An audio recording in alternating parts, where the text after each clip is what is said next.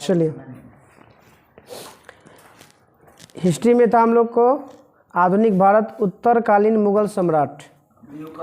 थोड़ा सा गूगल अथी नहीं भेज रहा है, यूट्यूब नहीं अथी कर रहा, भेज नहीं रहा, रिकमेंडेशन 1000 पे भेज रहा है, अथी भेजा तो कहाँ से गिरेगा। चलिए आते हैं, उत्तराधिकारी युद्ध में गुरु गोविंद सिंह ने किसका साथ दिया था? बहादुर शाह का। अब मुगलों से स्वतंत्र होने वाले राज्यों के संस्थापक हैं, अवध के संस्थापक बताइएगा। सआदत खां।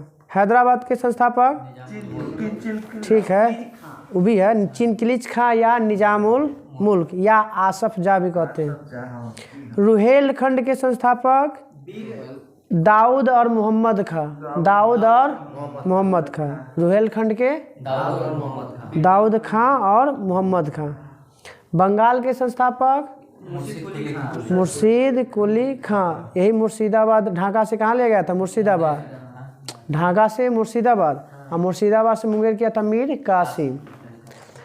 कर्नाटक के संस्थापक सादुतुल्ला खां।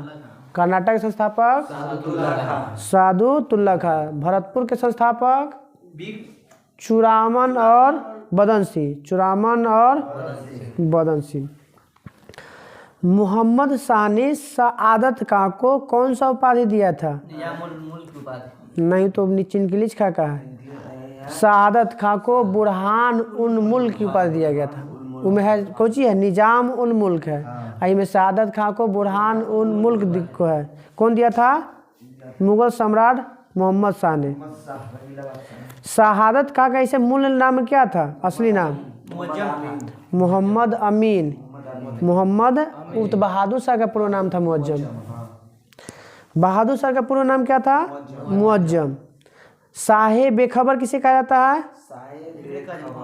मोहम्मद नहीं, बहादुर शाह को। बहादुर शाह को शाहे बेखबर। बहादुर शाह प्रथम है। बहादुर शाह भी कह सकते हैं, बहादुर शाह प्रथम भी कह सकते हैं। जहादार शाह किस महिला के साथ अति माने? हाँ, लाल कुमारी बेश्या के साथ हस्तक्षेप का अथी ऑर्डर दिले था अपने साम्राज्य में। बोल सकते हैं, बोल कर सकती है, कुछ भी है माने हस्तक्षेप कर सकती है लाल कुमारी बेश्या। लंपट मूर्ख किसे कहा जाता है? जहादार शाह को। लंपट मूर्ख लंपट मूर्ख शासक निर्माता के नाम से किसे जाना जाता है? अली बंधु था। ठीक है, सैयद बंधु है। अली बंधु और अब्दुल्ला खां। हुसैन अली खां और अब्दुल्ला खां। हुसैन अली खां और को क्या कहा जाता है? शासक निर्माता। और दोनों के साथ साथ बोला गया था सैयद बंधु कहते। हुसैन अली खां और अब्दुल्ला खां। घृणित कायर किसे कहा जाता है? फरोक्सियर। बताइएगा, फरोक्सियर को जब मथी होता है, जख्म हो जाता है शरीर में पूरा, जिसको कोर कहते हैं, तो उसको ठीक करने के लिए कौन डॉक्टर है विदेश से मैंने आया था?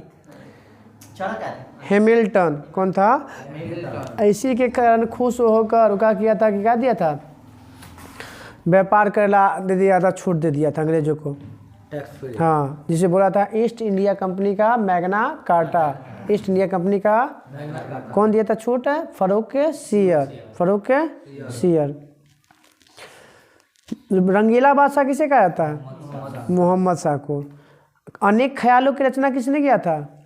मोहम्मद शाह। अनेक ख्यालों की रचना मोहम्मद शाह। बताइएगा, हुसैन अली खां की हत्या किसने किया था? हैदर बेग। हुसैन अली खां की हत्या हैदर बेग। हैदराबाद की स्थापना किसने किया था? तुरानियों ने। हैदराबाद की स्थापना तुरानियों ने और अवध के ईरानियों ने। बताइएगा कि नादिर शाह ने भारत पर आक्रमण कब किया था? 1739।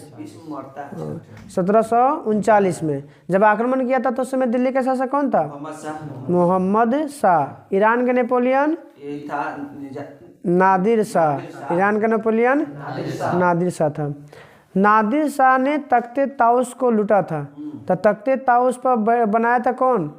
शाहजहां बनवाया था। वास्तुकार था बेबादल खां। तख्ते ताउस पर बैठने वाला अंतिम मुगल शासक मोहम्मद शाह। मोहम्मद शाह। बोलेगा तख्ते तख्त पर अंतिम बैठने वाला मोहम्मद शाह। किसे अली गौहर कहा जाता है? गौहर किसका उपनाम है? शाह आलम द्वितीय को। शाह आलम द्वितीय को क्या कहते हैं? अली गौहर के नाम से जानते हैं। इसी के समय अंग्रेज ने क्या किया था? दिल्ली पर कब्जा किया था, आक्रमण करके कब्जा किया था। तो बोलेंगे कि अंग्रेज दिल्ली पर आक्रमण किसके शासनकाल में? शाह आलम, उसी का उपनाम है। ठीक है, शाह आलम द्वितीय। ऐसे उसका मूल ऐसे बचपन का नाम है अली गौहर, या उपनाम कह सकते हैं। 1803 में। तो शाह आलम द्वितीय के शासनकाल में शाह आलम द्वितीय के शासनकाल में अंग्रेज दिल्ली पर आक्रमण करके कब्जा कर लेता 1803 में। पानीपत के तीसरे युद्ध में किसके किसके बचता है? हाँ, मराठा एवं अहमद शाह अब्दाली। मराठा हार जाता है, अहमद शाह अब्दाली भारत पर कितना बार आक्रमण करता है? 8 बार। अहमद शाह अब्दाली का मूल नाम, वास्तविक नाम अहमद शाह अब्दाली का अहमद खां, और से अहमद शाह अब्दाली, और से अहमद खां। गुलाम कादिर ने इसकी हत्या कर दिया था शाह आलम द्वितीय का 1806 में। 3 में तो अंग्रेज उस पर धावा कर लिया था, और फिर 3 साल के बाद गुलाम कादिर का इसको मार दे देता है।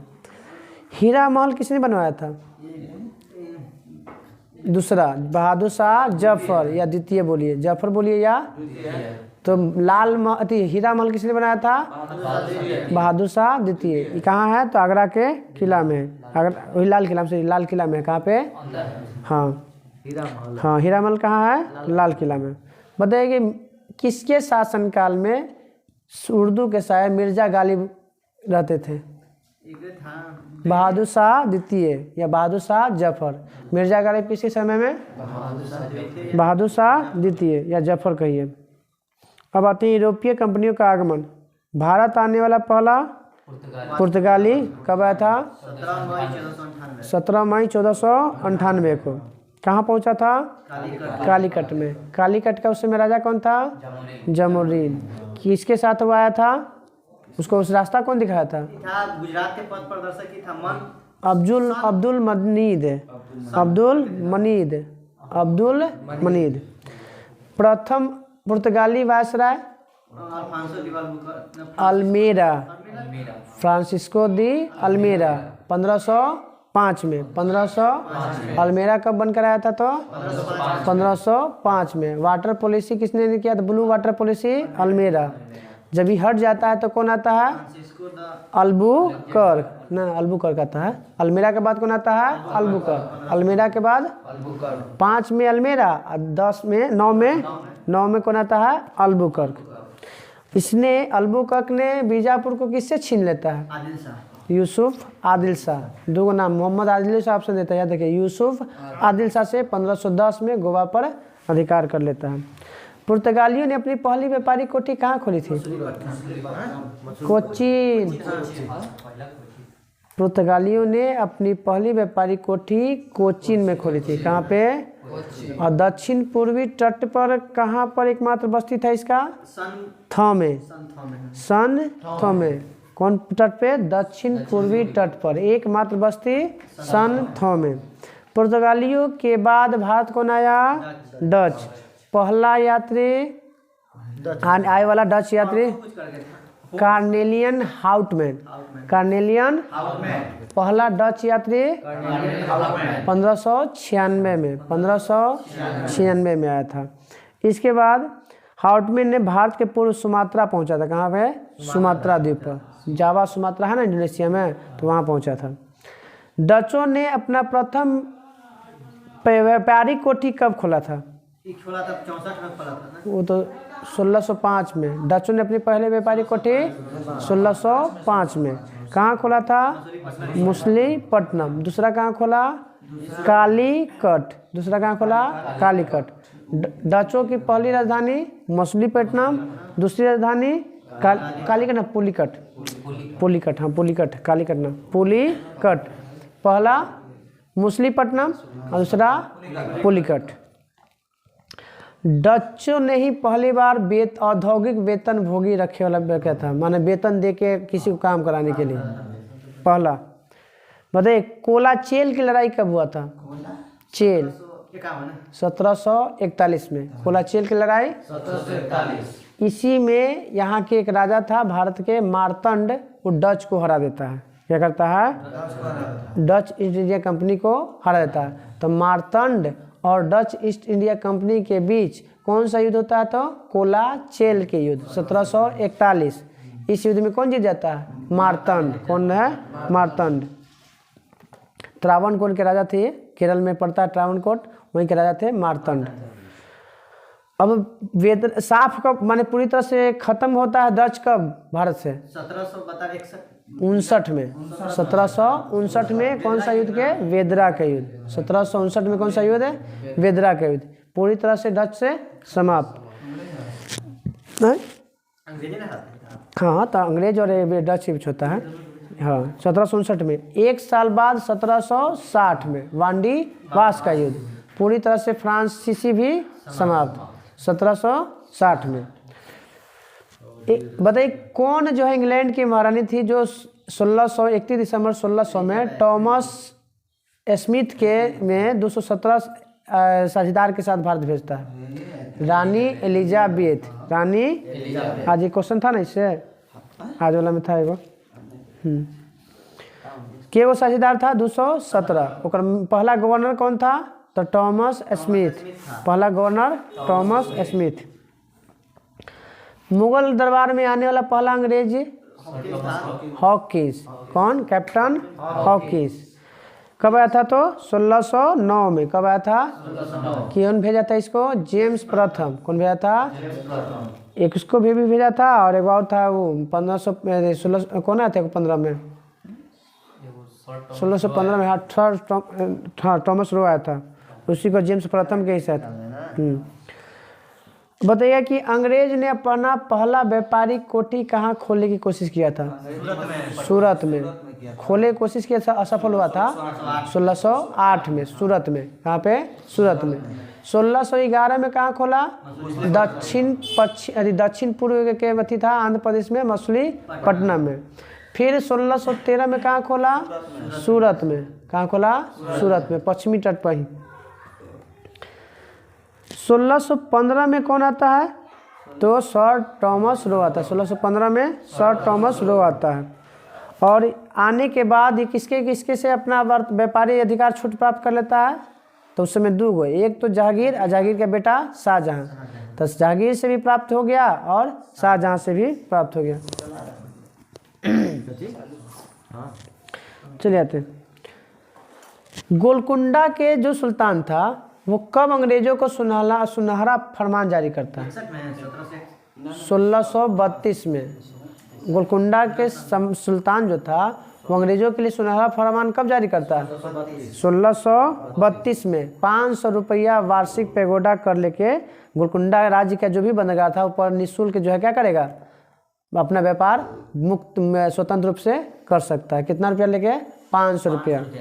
500 पैगोडा वार्षिक कर। फोर्ट सेंट जॉर्ज बताइए की स्थापना किसने किया था? फोर्ट सेंट जॉर्ज की स्थापना Francis Day. Fort Saint George. Fort Saint George कहाँ पे है? तो मद्रास में। कहाँ पे है? एक संस्थापक कौन थे? Francis day. चंद्रगिरी के राजा से मद्रास को पट्टा पर लेके इसी में का निर्माण करवाया? कोठी। इस कोठी का नाम दिया गया फोर्ट सेंट जॉर्ज। बाद में क्या कहलाया? अंग्रेजों का कार्यालय बन गया, अंग्रेजी कार्यालय बन गया कोरोमंडल तट पे तमिलनाडु में। ये हम गलती मार के आए, इतना अफसोस आ रहा है ना। जैसे कहा हुआ ना कि बना रहे थे, पता नहीं दिमाग में कुछ बात हुआ था, वो तो गलती अपन हमारी गलती है, वो मैं किसी का नहीं। पूर्वी तट पे कौन है? पूर्वी तट उड़ीसा और आंध्र प्रदेश के बीच, तमिलनाडु के बीच में एक तट को क्या कहते हैं?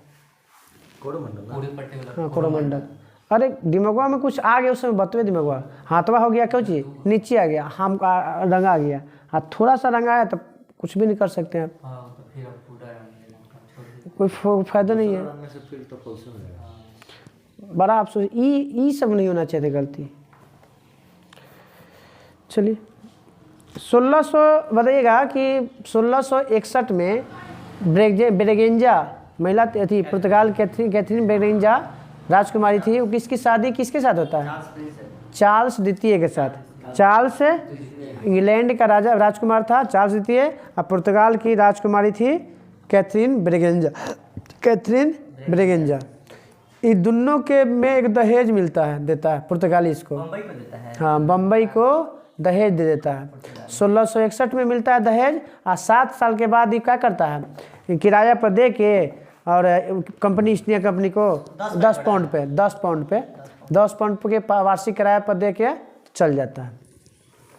इंग्लैंड की स्थापना कौन करता है? इंग्लैंड करे बम्बई के गेराल्ड क्या था किसने? गेराल्ड ओंगियार ने किया था बम्बई की स्थापना। जो सूरत और बम्बई के प्रेसिडेंट था, सूरत प्रेसिडेंट और बम्बई का गवर्नर था उस समय 1669 से 1677 के बीच में। अब जो है सूरत से हटाकर अंग्रेज किस साल बम्बई बनाता है अपना व्यापारी कोठी? 1687 में। 1687 कहाँ से हटा के? तो सूरत से हटाकर कहाँ बना देता है? तो बम्बई में। तो अंग्रेजी मुख्यालय कब किया गया? बम्बई 1687 में। बंगाल के किस शासक ने अंग्रेजों को एक व्यापारिक छूट दिया था जिसे हम लोग निशान कहते हैं? कौन दिया था?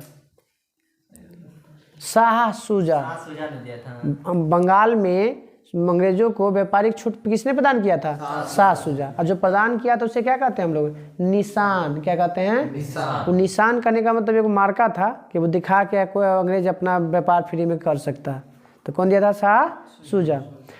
1698 में कितने गांव लेके कलकत्ता नगर की स्थापना किया जाता है? 3 गो। कौन कौन? सुल्तानपुर, गोविंदपुर, एक बाबू है कालीकट। सुल्तानीति, कालीकट और गोविंदपुर को 1698 में किसके द्वारा? ईस्ट इंडिया कंपनी के द्वारा लिया जाता है, और यहीं पर बनाया जाता है फोर्ट विलियम। क्या बनाया जाता है? Fort William. और फोर्ट विलियम के पहले प्रेसिडेंट किसे बनाया जाता है? तो चार्ल्स अय्यर को। फोर्ट विलियम के प्रथम किन्हें बनाया गया प्रेसिडेंट? चार्ल्स अय्यर को। उधर कोलकाता में भी है नहीं, केरल में। तो कालीकट लेकर के कोलकाता का बनाया। कालीकट कालीकट। हाँ, तो कुछ जगह हुआ उस समय पता नहीं ना था। उस समय तो अलग अलग बटा हुआ था क्षेत्रवा ना। होगा वहाँ भी हो सकता है, होगा भी सकता है। सुल्तानीति, कालीकट और गोविंदपुर की जमींदारी 1200 रुपया के भुगतान करके लेता है, और ये फोर्ट विलियम को क्या करता है? गठन करता है। इसका प्रेसिडेंट बना दिया था चार्ल्स अय्यर को। बाद में ये तीनों क्या कहलाया? कलकत्ता। और कलकत्ता के वास्तुकार जॉब चौर्नक। कलकत्ता के वास्तुकार जॉब चौर्नक। भारत में फ्रांसीसी कंपनी की स्थापना कब और कौन और कहाँ करता है?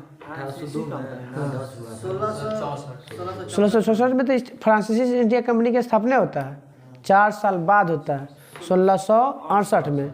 फ्रैंक कैरो नाम का फ्रांसीसी व्यक्ति था, वो सूरत में करता है। तो फ्रांसीसियों का पहले व्यापारी कोठी कहाँ? सूरत में। कौन किया? तो फर्स्ट फ्रैंक कैरो। फ्रांसीसी के कौन था? फ्रैंक कैरो ने क्या किया कि सूरत में पहला फ्रांसीसी कंपनी की स्थापना किया 1668 में। 1600 ताकि फ्रांसीसी कंपनी की स्थापना तो 1664 में हुआ, और 4 साल बाद उसके कंपनी की स्थापना हुआ। हाँ, इसे फ्रांसीसी कंपनी की स्थापना कब हुआ था? 1664। मगर कंपनी तो स्थापना हुआ, मगर अपना पहला व्यापारिक कोठी कब बनाया? तो 1668 में। कहाँ बनाया गया? तो सूरत में। और कौन आदमी कोठी को बनाया था? तो फ्रैंक कैरो नाम के व्यक्ति। देखो, फ्रैंक कैरो ने। हाँ। पांडिचेरी का गठन कब किसने किया था? हाँ, पांडिचेरी 1674 में फ्रैंकिस मार्टिन ने। पांडिचेरी, पहले इसको कहते थे पुदुचेरी, बाद में अब क्या हो गया है? पांडिचेरी।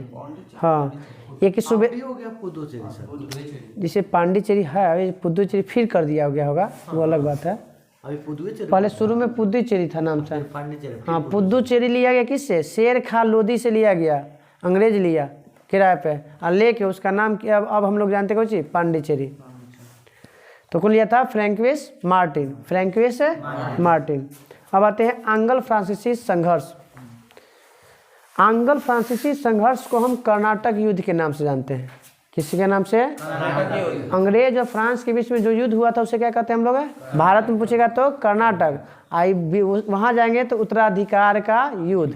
किस देश के लिए? तो ऑस्ट्रिया पर अधिकार करने के लिए उत्तराधिकारी का युद्ध हुआ था। वो चल रहा था उधर इंग्लैंड और फ्रांस में, भारत में भी चल रहा था इंग्लैंड अंग्रेजी और फ्रांसीसियों के।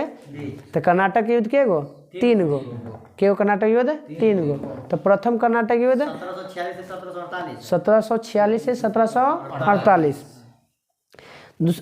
कौन सी संधि के तहत समाप्त होता है? एला सापल की संधि। इसमें कौन जीतता है?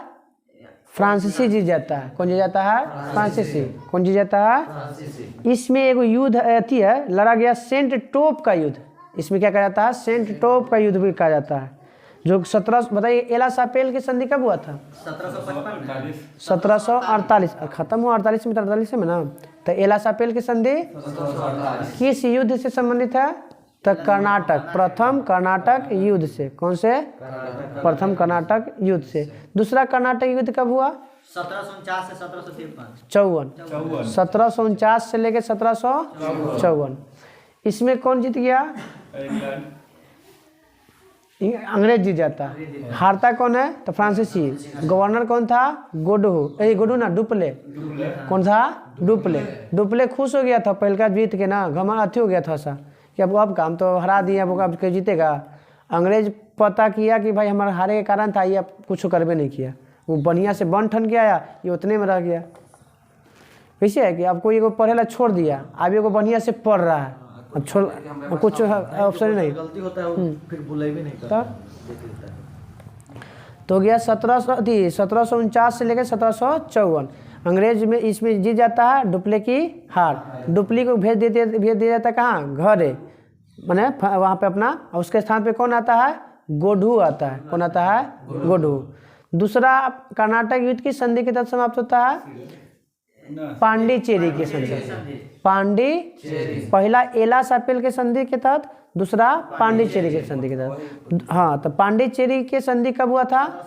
1755 में। पहले का हुआ था 1748 में, आई हुआ था 1755 में। जो हो गया। तीसरा बताइएगा, इसी समय हार जीते के कारण था भारतीय अंग्रेजी सेना का जनक किसे कहते हैं? 1746-48 में था, स्ट्रेंजर लॉरेंस था ना, वही स्ट्रेंजर लॉरेंस की वजह से जो है ना जीत जाता अंग्रेज, नहीं तो यही हार जाता।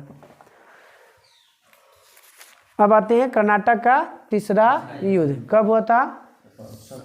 इसको सप्तवर्षीय युद्ध कहते हैं। 1756 से 1763। सप्तवर्षीय युद्ध किसके बीच में? इंग्लैंड और फ्रांस। 100 वर्षीय युद्ध भी इंग्लैंड और फ्रांस। गुलाबों का युद्ध भी इंग्लैंड और फ्रांस। सप्तवर्षीय में गुलाबों का युद्ध उसी को कहते हैं ना, वहाँ इंग्लैंड और फ्रांस में वहाँ लड़ा था। हाँ वही है, गुलाबों का युद्ध इंग्लैंड और फ्रांस के बीच में। इंग्लैंड में आज था ना। चलिए, तो पहला एला सापेल 1748, दूसरा कर्नाटक, पहला कर्नाटक युद्ध एला सापेल 1748, दूसरा कर्नाटक युद्ध 1749 से 54, पांडिचेरी 1755 के संधि के तहत, और तीसरा हुआ 1756 से 1763। इसमें भी अंग्रेज जीत जाता है। और कौन सी संधि के तहत? पेरिस की संधि के तहत। कौन सी संधि के तहत? बताइए कि वांडीवास का युद्ध में अंग्रेजी सेना का नेतृत्व किसने किया था? आयरकुट। कौन किया था? वांडीवास के युद्ध में अंग्रेजों की सेना का नायक कौन था? आयरकुट। इस तरह से आज का हम लोग का होमवर्क है कंप्लीट। कल रहेगा हिस्ट्री में बंगाल पर अंग्रेजों का आधिपत्य, अंग्रेजों में मैसूर के संबंध, सिख भी खत्म कर दीजिए यहाँ सिख तक, कंपनी के गवर्नर जनरल से पहले तक। पॉइंट नंबर 41, 42, 43 छोटा है सर। ई हो गया, ई हो गया, यहाँ तक भी खत्म हो गया। उसके बाद फिर हम लोग का गवर्नर जनरल स्टार्ट हो जाएगा।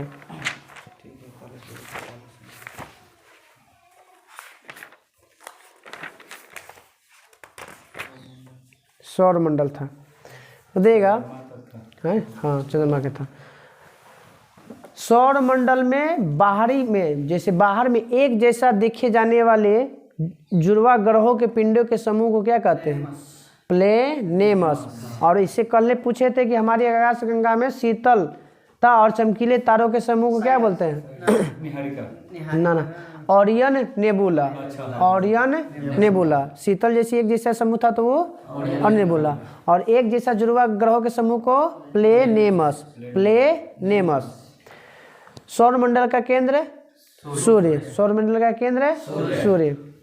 अब बताइएगा कि सौर मंडल जो बताइएगा मंदाकिनी में चारों ओर कितना गति से घूम रहा है? दुर्घटना मंदाकिनी के केंद्र के चारों ओर, ठीक है, 250 किलोमीटर प्रति सेकंड के हिसाब से। सूर्य की गति घूमने की दिशा बताइएगा।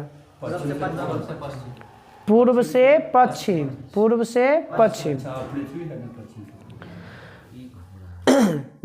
शुक्र भी घूमता है, शुक्र और अरुण, अरुण शुक्र और सूर्य तीनों घूमता है पूर्व से पश्चिम। सूर्य से पूर्व से पश्चिम। सर हमको बताइएगा पूरब से पश्चिम, पश्चिम से पूरब में अंतर। अब पूरब से पश्चिम घूम रहा है, ये पूरब से पश्चिम घूम रहा है, आइए घूमेगा तो पश्चिम से पूरब। मान लीजिए ये पूरब से पश्चिम है, हाँ, पश्चिम ये पूरब से पश्चिम हाँ, है, हाँ। तो ये पश्चिम से तो ये पूरब हो रहा है। कैसे पश्चिम से? कोई वो आधार से नहीं, यहाँ पे यहाँ से लाती है ले दक्षिण मुख का देखा जाता है। दक्षिण में है, जो दक्षिण है ना, तो अगर आप बोल रहे हैं तो इधर से देखा जाता है, इधर से नहीं देखा जाता। वही तो वहाँ में लिखा हुआ है क्लॉक एंटी क्लॉक यहाँ पे लिखल होगा, क्लॉक और एंटी क्लॉक लिखल है, ठीक है, में लिखा हुआ है, शुक्र में लिखा हुआ है। शुक्र में लिखल होगा, ठीक है। सूर्य बताइएगा किसका मिश्रण है? हाइड्रोजन और हीलियम। 71 और 28, 26.5, वही 26.5 लेके चलिए ना, 28.5। सूर्य के केंद्र का ताप केंद्र का ताप 1.5 में 10 के पावर 26 है, 7। 15 मिलियन। हाँ 15 मिलियन बोल सकते हैं। 1.5 गुने 10 के पावर 7। सूर्य के बाहरी सतह का तापमान 6000। किसने कहा था कि 4 हाइड्रोजन के मिलने से उसको 4 हाइड्रोजन को 110 के पावर 7 डिग्री सेल्सियस टेम्परेचर देने पर एक हीलियम का निर्माण होता है, हेंस बेथे। और कौन प्रोसेस होता है? तो नाभिकीय संलयन। तारों में और सूर्य में ऊर्जा का कारण नाभिकीय संलयन। सूर्य के दीप्तिमान सतह को क्या कहते हैं? प्रकाश मंडल। क्या कहते हैं? फोटोस्फीयर। प्रकाश मंडल या फोटोस्फीयर। जो प्रकाश मंडल के किनारे जो प्रकाशहीन होता है उसे क्या कहते हैं? वर्ण मंडल कहते हैं। क्या कहते हैं? वर्ण मंडल। जो प्रकाशहीन होता है ना, किनारे है अब प्रकाश नहीं निकल रहा, उसे क्या कहते हैं? वर्ण मंडल। इंग्लिश में बोलते हैं हम क्रोमोस्फीयर। क्या कहते हैं? वो था फोटोस्फीयर, आई है क्रोमोस्फीयर। जब सूर्य ग्रहण निकलता है तो कौन सा किरण निकलता है? एक्सरे। कौन सा? दिखने वाले भाग को क्या दिखाई देता है? सूर्य के किरीट, या जो दिखाई देता है कौन? किरीट, या जिसे क्या कहते हैं? सूर्य का मुकुट कहते हैं। सूर्य का मुकुट किसे कहते हैं? किरीट और कोरोना को। किरीट या कोरोना को। कहिए भू केंद्रीय सिद्धांत बंद करवा दूँ अल्लाह करके। हाँ, अरे वो चेक होगा तो निकलबे करेगा सबके पास। जरा पे खांसी सर्दी है ना, वो जाके चेक कर दम निकलेगा 100%।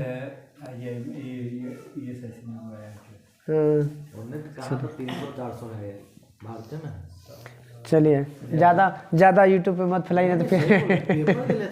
अरे वो तो खैर है। भू केंद्रीय सिद्धांत किसने दिया था? केंद्रीय सिद्धांत दिया था केपलर ना, शुरू में कौन था? टॉलमी। कौन दिया था? सूर्य केंद्रीय सिद्धांत किसने दिया? कॉपरनिकस। भू केंद्रीय सिद्धांत टॉलमी और सूर्य केंद्रीय सिद्धांत कॉपरनिकस। ग्रहों की गति की खोज केपलर। किसने सिद्ध किया कि सूर्य के चारों ओर प्रत्येक नक्षत्र का मार्ग दीर्घवृत्ताकार होता है? केपलर। किसने कहा था? केपलर। दीर्घवृत्ताकार होता है। सूर्य के चारों ओर जो भी ग्रह घूमता है, उपति घूमता है ना, उसका आकार दीर्घवृत्ताकार होता है। केपलर कहा था।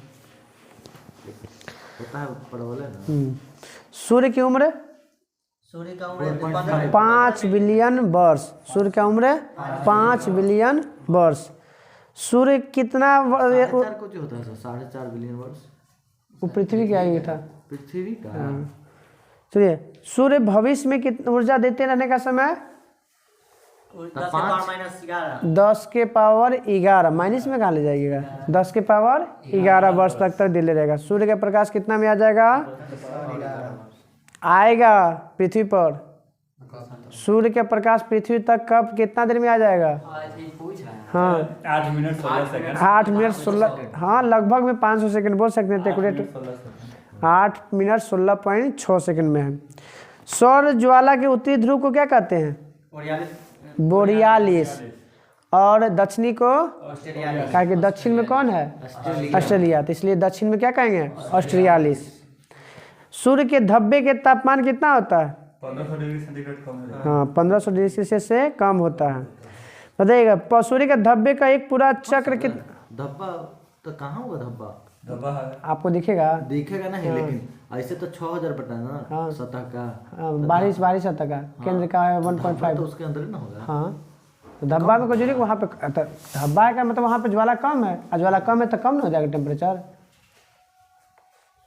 मान लीजिए पूरा लाल है और कहीं पे लाल ना है, तो और सबके अपेक्षा यहाँ पे टेम्परेचर कुछ हो जाएगा, कम हो जाएगा। बताइएगा कि अति कितना चक्र होता है इसका, एक सूर्य के धब्बे को एक पूरा चक्र करने में कितना वर्ष, 22 साल। 22 साल। कितना साल, 22 साल।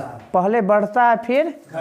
11 साल बढ़ता है, 11 साल घटता है। यही जो है ना धब्बा, उस समय क्या होता है कि जब सूर्य का सतह पर धब्बा दिखाई पड़ता है उस समय पृथ्वी पे एक चुंबकीय झंझावात उत्पन्न होता है, जिसके कारण कभी कभी देखिएगा कि सब चीज़ बंद हो जाता है। A to Z, मोबाइल से लेके टीवी से लेके जितना भी टेक्नोलॉजी है सब चीज़ बंद हो जाता है।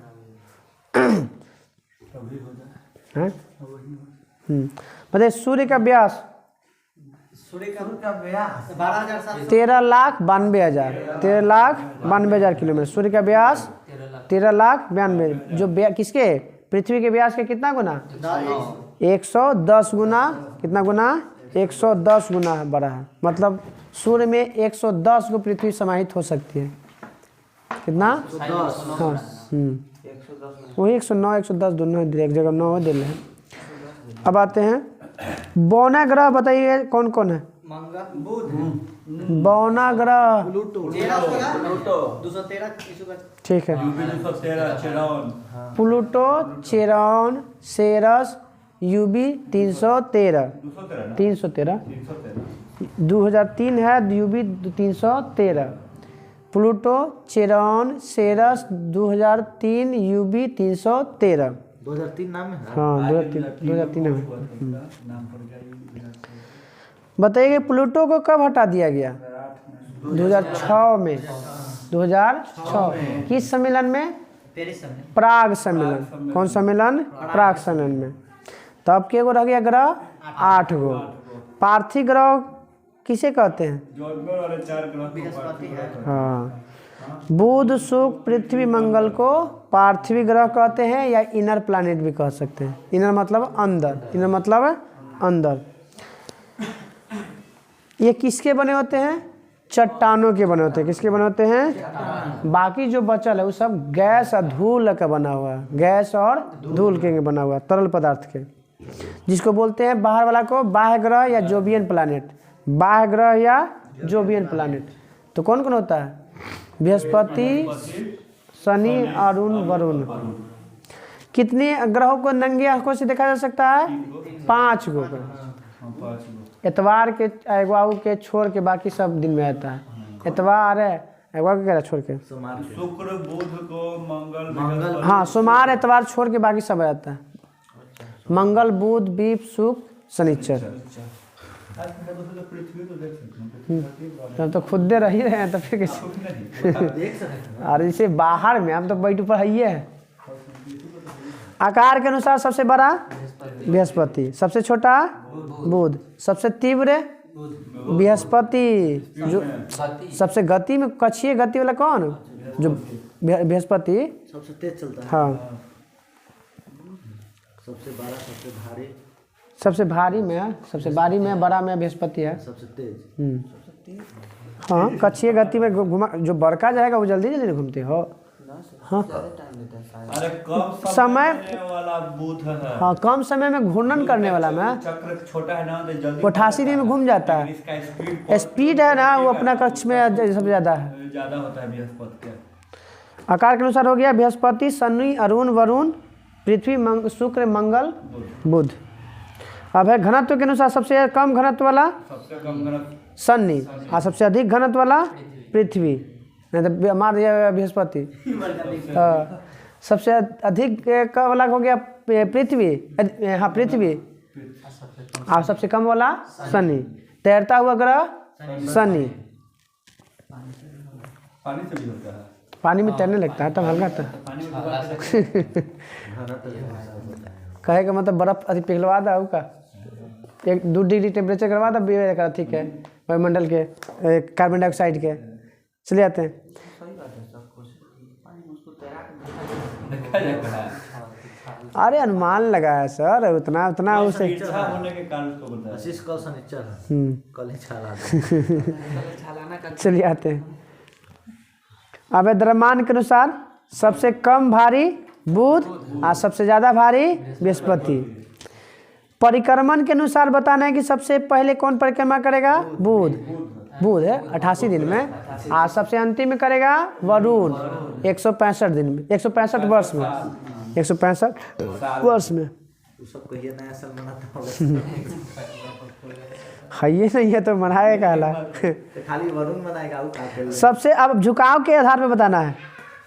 सबसे कम झुकाव शुक्र के, सबसे कम झुकाव और सबसे ज़्यादा झुकाव अरुण के।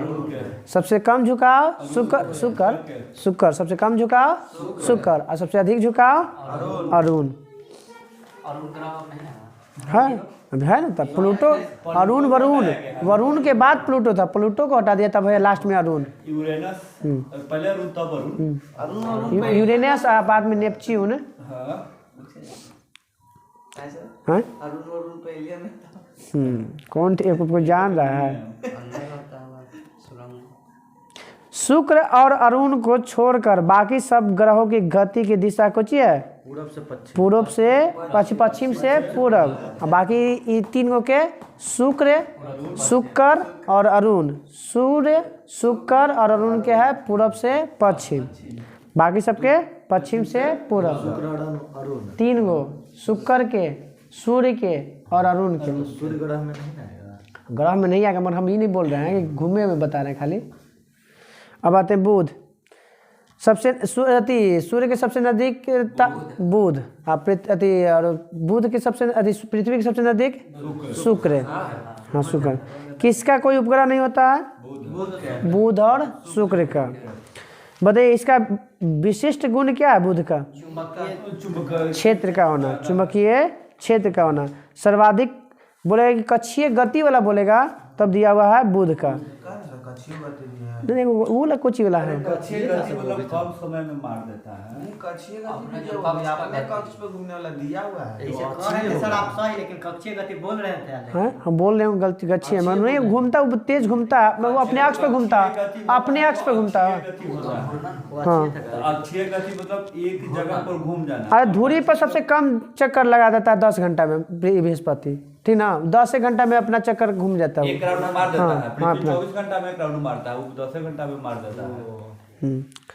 अब आते हैं पृथ्वी। हाँ अब बताइएगा कि सर्वाधिक अच्छी वाला गति है, बस इसका सब सर्वाधिक टेम्परेचर का अंतर वाला ग्रह बुध। कितना? -173 से 426 पूरा है 600 डिग्री सेल्सियस। अंतर बोलेगा तो 600। दिन का हो जाता है -173, रात में -173। दिन में है 427, सॉरी दिन में है 427 और रात में जाता है -173। सबसे गर्म ग्रह शुक्र, सबसे चमकीला ग्रह सांझ के तारा, भोर के तारा शुक्र। गति इसका गति लगता है 1600 कुछ। किधर से किधर? पूरब से पश्चिम। पृथ्वी की भगनी शुक्र पश्चिम से पूरब ना? नहीं, शुक्र, सूर्य, अरुण पूरब से पश्चिम। अब बताइएगा एक घूमता है विपरीत दिशा में, एंटी क्लॉकवाइज, विपरीत दक्षिणा में अन्य ग्रहों के विपरीत गति घूमता है। सब होता है एंटी क्लॉकवाइज, आई घूमता है क्लॉकवाइज। बताइएगा सौर मंडल का सबसे बड़ा ग्रह बृहस्पति। बताइए कितने चक्कर धुरी पर चक्कर लगाता है, कितने अपना धुरी पर चक्कर 10 घंटा, ऐसे 9 घंटा है, 9 घंटा 27-28 मिनट लगेगा। 9 घंटा।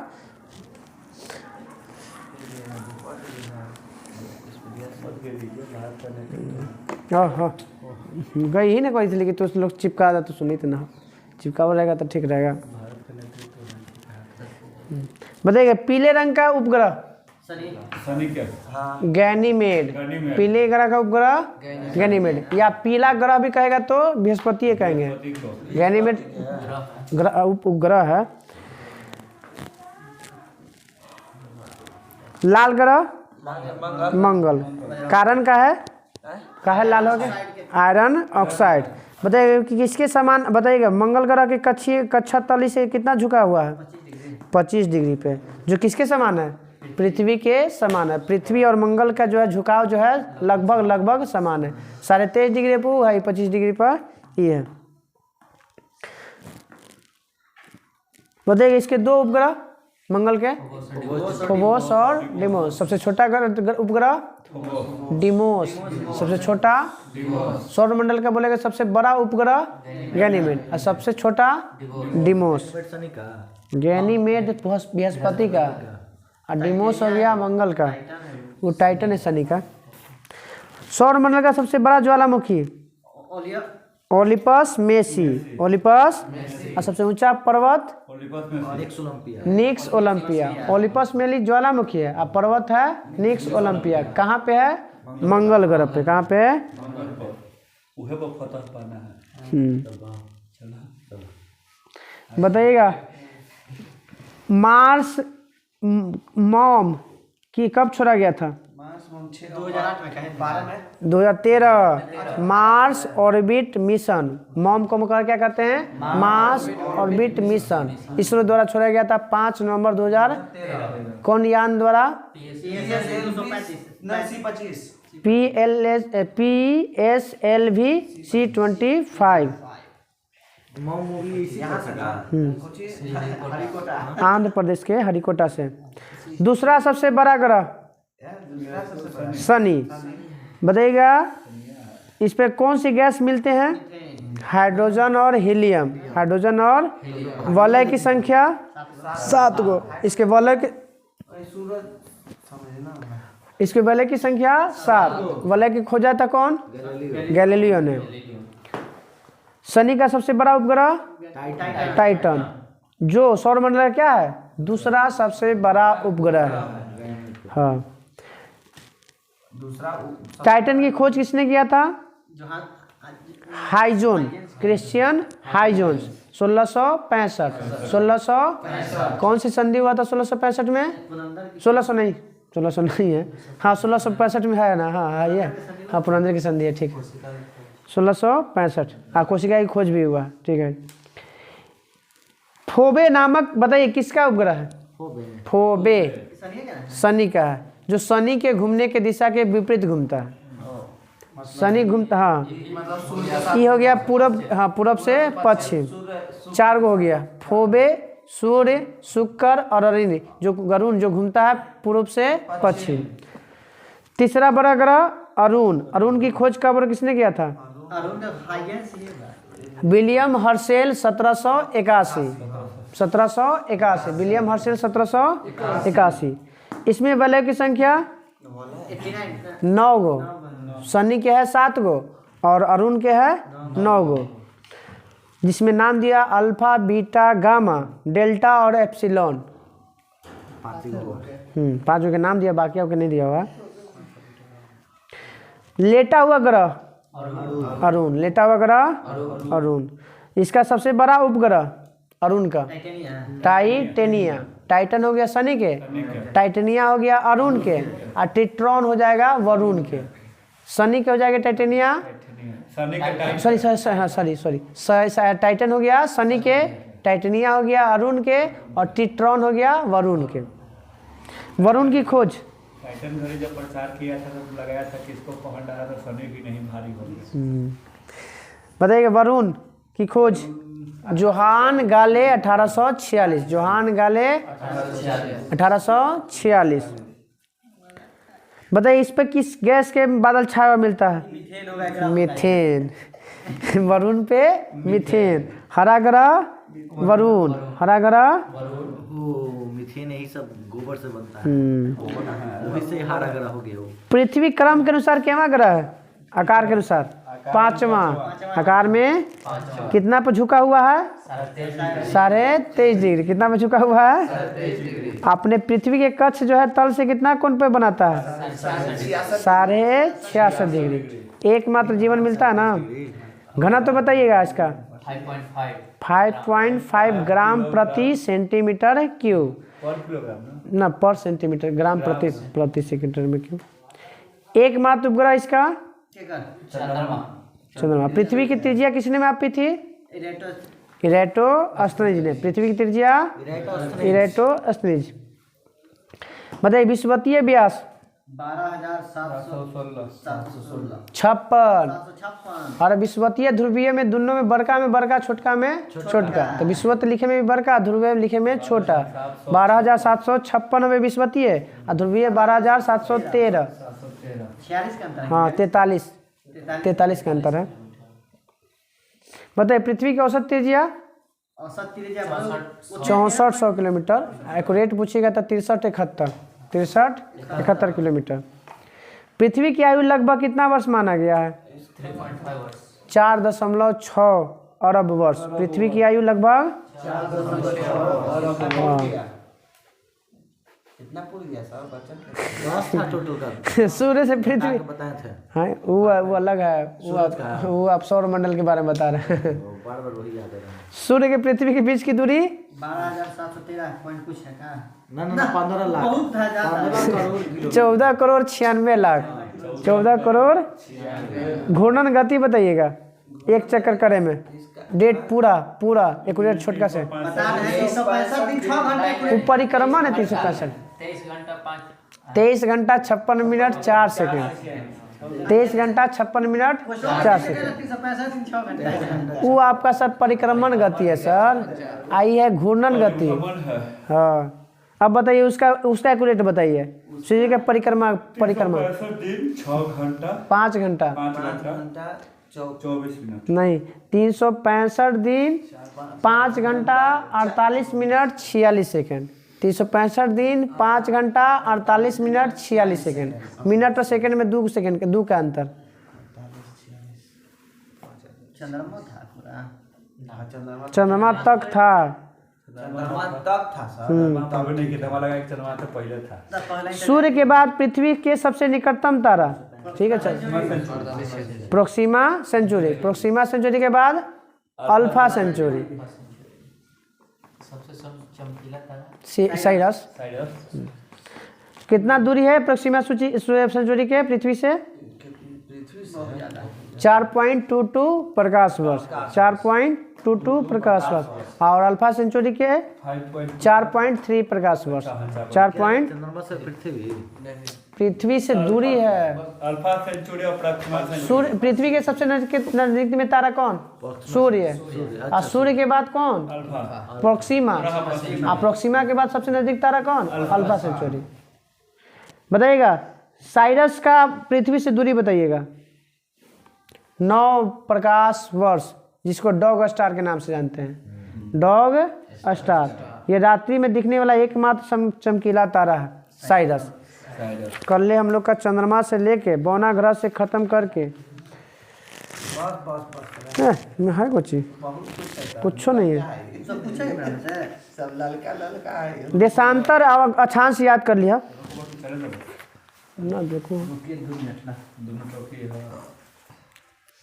ई से जो थी बिहार से पहले हमको 2-3 बार एक लूसेंट खत्म कर देना है। अभी धीरे चल रहा है थोड़ा सा, अगला बार आप तेज होते रहिए, आप लोग भी अब थोड़ा सा एडवांस होते रहिए। चलिए आइए संविधान सभा न पॉलिटी में बताइएगा। भारत में संविधान सभा गठन करने के लिए अनुशंसा कौन किया था? स्वराज पार्टी सामने 124 स्वराज का 19 कैबिनेट मिशन 1946 किया था ना। अनुशंसा किया था कि आप लोग अपना संविधान बनाइए, वो भी किया था ही करेला। बताइएगा संविधान सभा का गठन कब किया गया? जुलाई 1946। चुनाव भी हुआ जुलाई 1946 में। कैबिनेट मिशन में के गो मेंबर? 3 गो। कितना मेंबर? 3। अलेक्जेंडर क्रिप्स और एक और लॉरेंस पैंथिंग। सर्वप्रथम विचार किसने दिया था संविधान सभा का?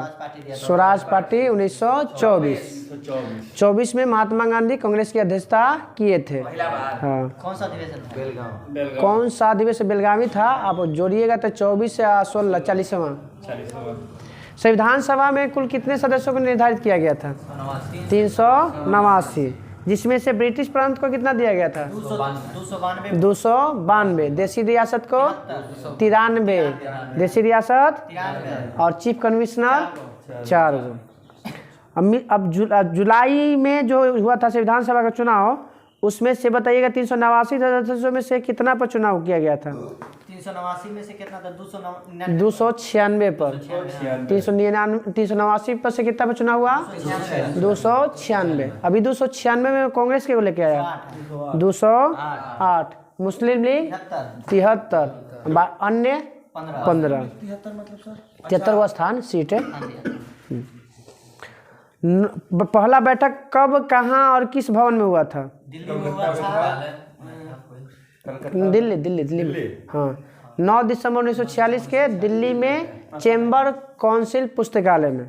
दिल्ली के चेंबर काउंसिल पुस्तकालय में। बताइएगा इसके अध्यक्ष? डॉक्टर पंडित जवाहरलाल नेहरू। सच्चिदानंद अस्थायी सदस्य बनाया गया था। पहला अस्थायी अध्यक्ष सच्चिदानंद सिन्हा।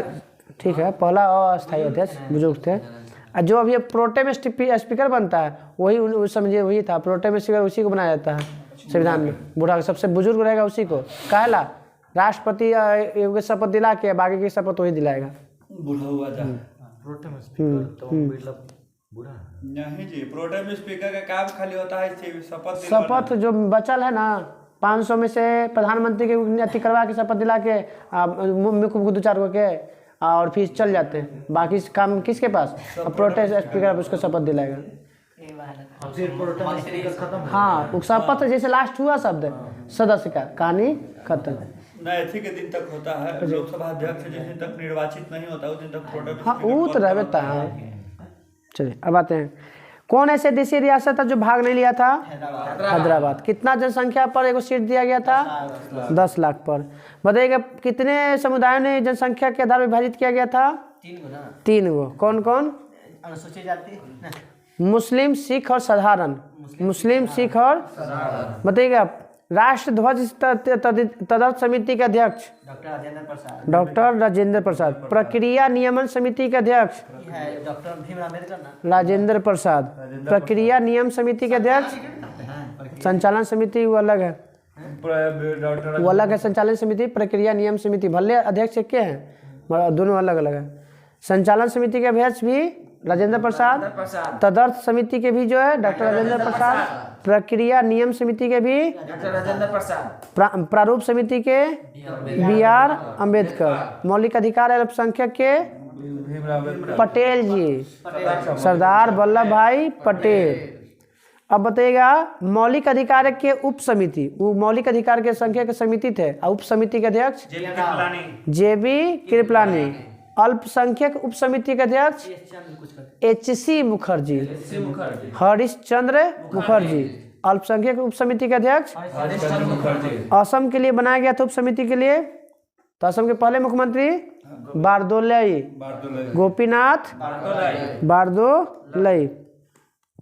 संविधान सभा में ब्रिटिश प्रांतों के कितने सदस्यों का विभाजन सांप्रदायिक आधार पर किया गया था? 296 पे चुनाव हुआ था तो 296 पे। तो संविधान सभा में कितने सदस्यों को निर्वाचन सांप्रदायिक निर्वाचन के आधार पर बांटा गया था? 296। हिंदू को कितना सीट मिला था? 163। मुस्लिम को उसका आधा 80, माने लगभग में 80 है ना, तो 80। अनुसूचित जाति को मिला था 31, अनुसूचित जाति को 31। सब 33 नहीं थे क्या? ना 33 आपका वो आती है अनुसूचित जनजाति की संख्या आपको खाली हाँ, संविधान सभा में। उपस्थिति कितना था? हाँ अनुसूचित नहीं, अनुसूचित जनजाति की संख्या कितना था उसमें? 33 गो।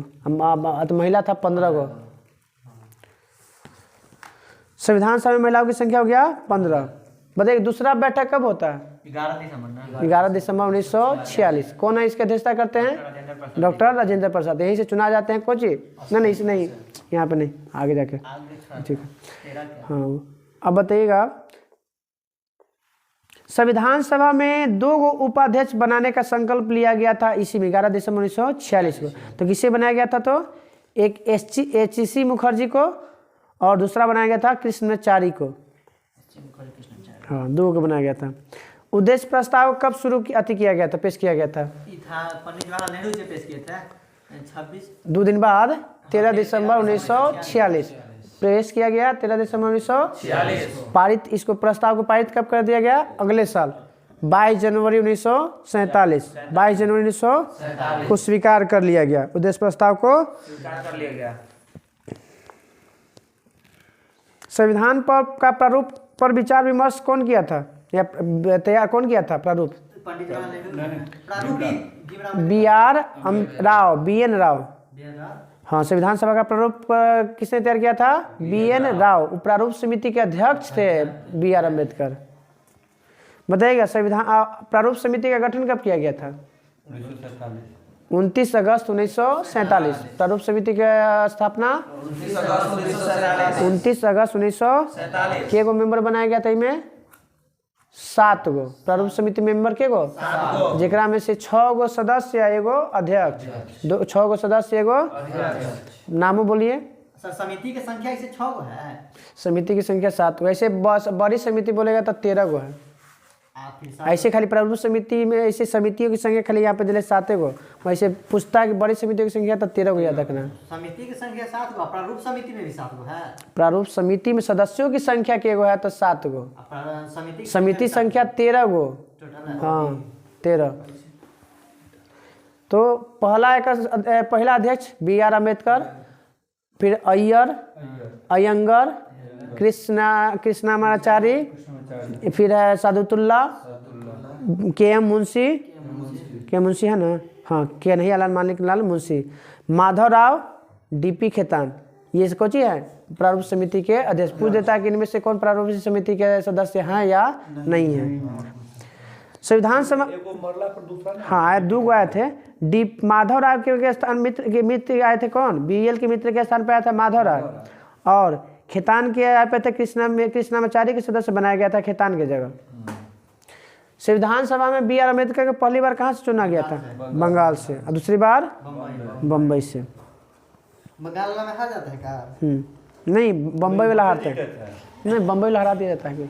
बंगाल और बम्बई 2 बार चुने गए। हाँ तो चुने गए थे तो बम्बई वाला हरा गया था। कोई हारे तो क्या? बताइए के गो बैठक हुआ है प्रारूप समिति पर? प्रारूप समिति पर 3 गो। 141 बैठक। प्रारूप समिति पर कितना बैठक हुआ है?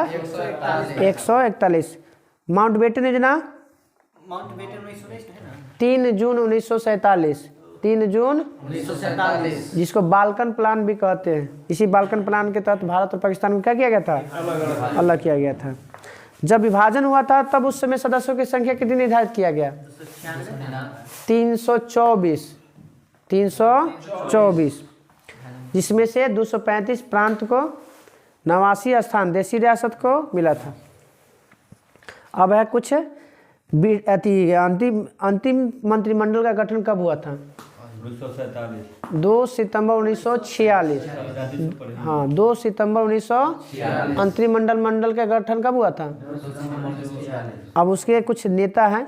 तो प्रधानमंत्री तो जानते हैं कि सब वही रख लेते हैं। वल्लभ भाई पटेल वही थे, रख लेते हैं सेम कोई दिक्कत नहीं है। अब यहाँ से बदलता है।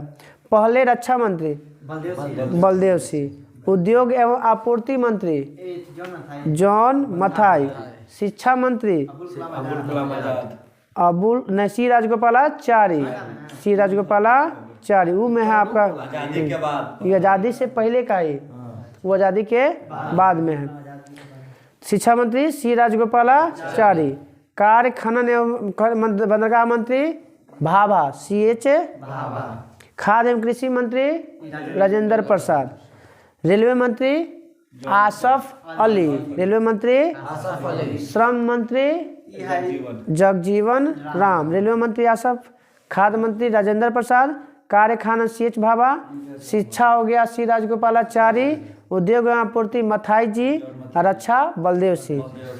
5 को शामिल किया गया था मुस्लिम लीग के सदस्य को 26 अक्टूबर 1946 को। वित्त मंत्री कौन बने थे? लियाकत अली। वित्त मंत्री, वाणिज्य मंत्री चुनरीगढ़। चुनरी बेचा जाता है तो व्यापार होता है ना, तो वाणिज्य कौन थे? चुनरीगढ़। व्यापार या वाणिज्य मंत्री चुनरीगढ़। संचार मंत्री अब्दुल रब नस्तर। संचार मंत्री अब्दुल रब नस्तर। अब्दुल रब नस्तर क्या बनाए गए थे? संचार मंत्री। विधि मंत्री किसे बनाया गया था? मंडल, भीमराव अम्बेडकर। जोगेंद्रनाथ मंडल। जोगेंद्रनाथ बंगाल से थे। कहाँ से थे? बंगाल से। अब है स्वास्थ्य मंत्री गजानतर अली खान। स्वास्थ्य मंत्री अली खान। लियाकत अली को क्या दिया गया? वित्त मंत्री। चुनरीगढ़ को मिला वाणिज्य मंत्री, व्यापार या वाणिज्य मंत्री। रब नस्तर को क्या मिला? संचार मंत्री। रब नस्तर को क्या मिला? संचार मंत्री। जोगेंद्रनाथ मंडल को मिला विधि मंत्री। जोगेंद्रनाथ मंडल को मिला विधि मंत्री। और गजानतर अली खां को स्वास्थ्य मंत्री। देश विभाजन के बाद जब संविधान सभा का पुनर्गठन हुआ, माउंटबेटन के में तो हुआ था आपका, तो 324 कर दिया गया था। अब पुनर्गठन के बाद सदस्यों की संख्या कितना घटा कर दिया गया? ये किया गया था 299। पहले 389 से 324 और 324 से 299। अब फिर करता है, जब लास्ट में सिग्नेचर करता है तो में रहता है क्या? 284 गो। लास्ट जो बैठक होता है, बैठक तो सिग्नेचर होता है ना संविधान पर, तो क्या करता है? तो 284।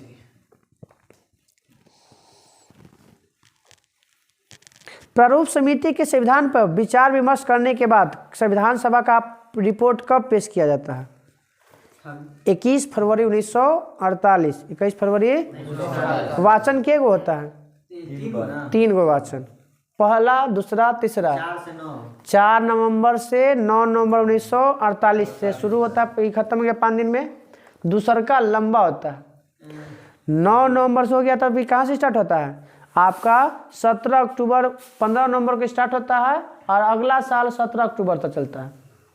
15 नवंबर 1948 से स्टार्ट और 17 अक्टूबर 1949 तक चलता है, बहुत चलता है। तो दूसरा वाचन कब है? सबसे लंबा।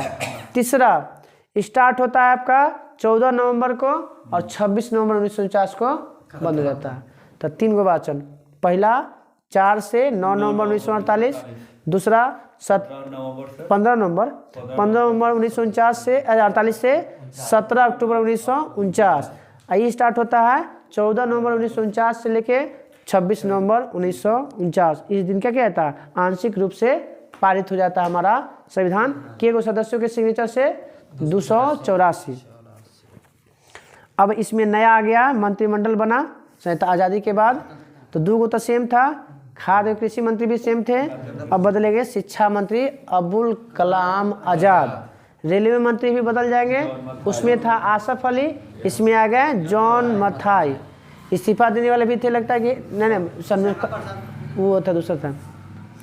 अरे कौन थे वो? कौन बदला था?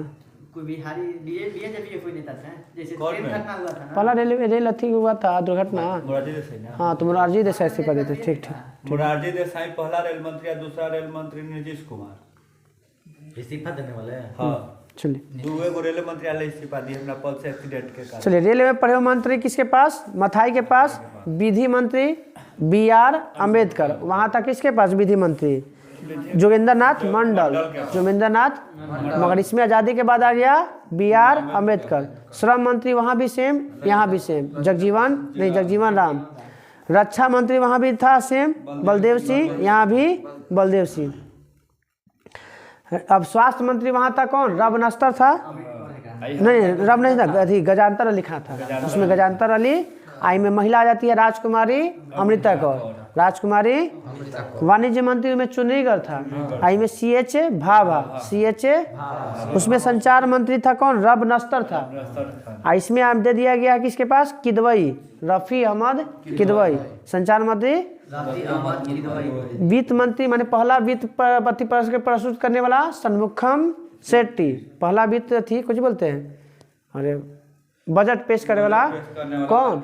सन्मुखम शेट्टी। हाँ। उद्योग एवं आपूर्ति मंत्री श्यामा प्रसाद मुखर्जी, जिन्होंने जनसंघ की स्थापना, जनसंघ पार्टी की स्थापना की 1951 में। जनसंघ पार्टी की स्थापना यही ना बदलता है 1977 में जनता पार्टी, या फिर बदल जाता है बीजेपी 1980 में। हाँ। भारतीय रियासतों का एकीकरण किसके द्वारा किया गया था? रियासतों का एकीकरण पटेल और बीपी मेनन, पटेल और बीपी मेनन। बहस तो जानते हैं कितना दिन चला था प्रक्रिया? कितना साल? 2 वर्ष 11 और 18 दिन बहस चला था, 114 दिन। मगर एक प्रारूप समिति पर कितना दिन पर चला था? तो एक बैठक हुआ था 141 बैठक हुआ बोलेगा तो 141, बहस बोलेगा तो 114, टाइम मिलेगा 2 वर्ष 11 महीना 18 दिन। आंशिक रूप से कब लागू किया गया संविधान? 26 नवंबर 1949 और पूरी तरह से 26 जनवरी 1950।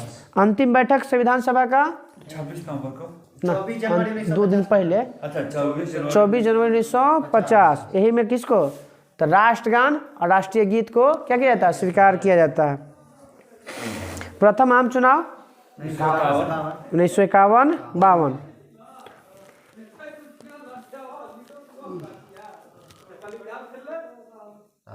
संविधान सभा के बताइए प्रतीक चिन्ह कौन था? संविधान सभा के प्रतीक चिन्ह मुहर पर किसका जानवर का चित्र था? विरासत पशु हाथी का। कब घोषित किया गया था विरासत पशु को? वो तो हाथी परियोजना था। विरासत पशु किया गया 2010 में ना, हाथी परियोजना 1992, और बोला विरासत पशु घोषित किया गया 2010 में। 9 में डॉल्फिन। हाँ, 9 में डॉल्फिन, 8 में गंगा। 8 में गंगा, 9 में डॉल्फिन, 10 में हाथी।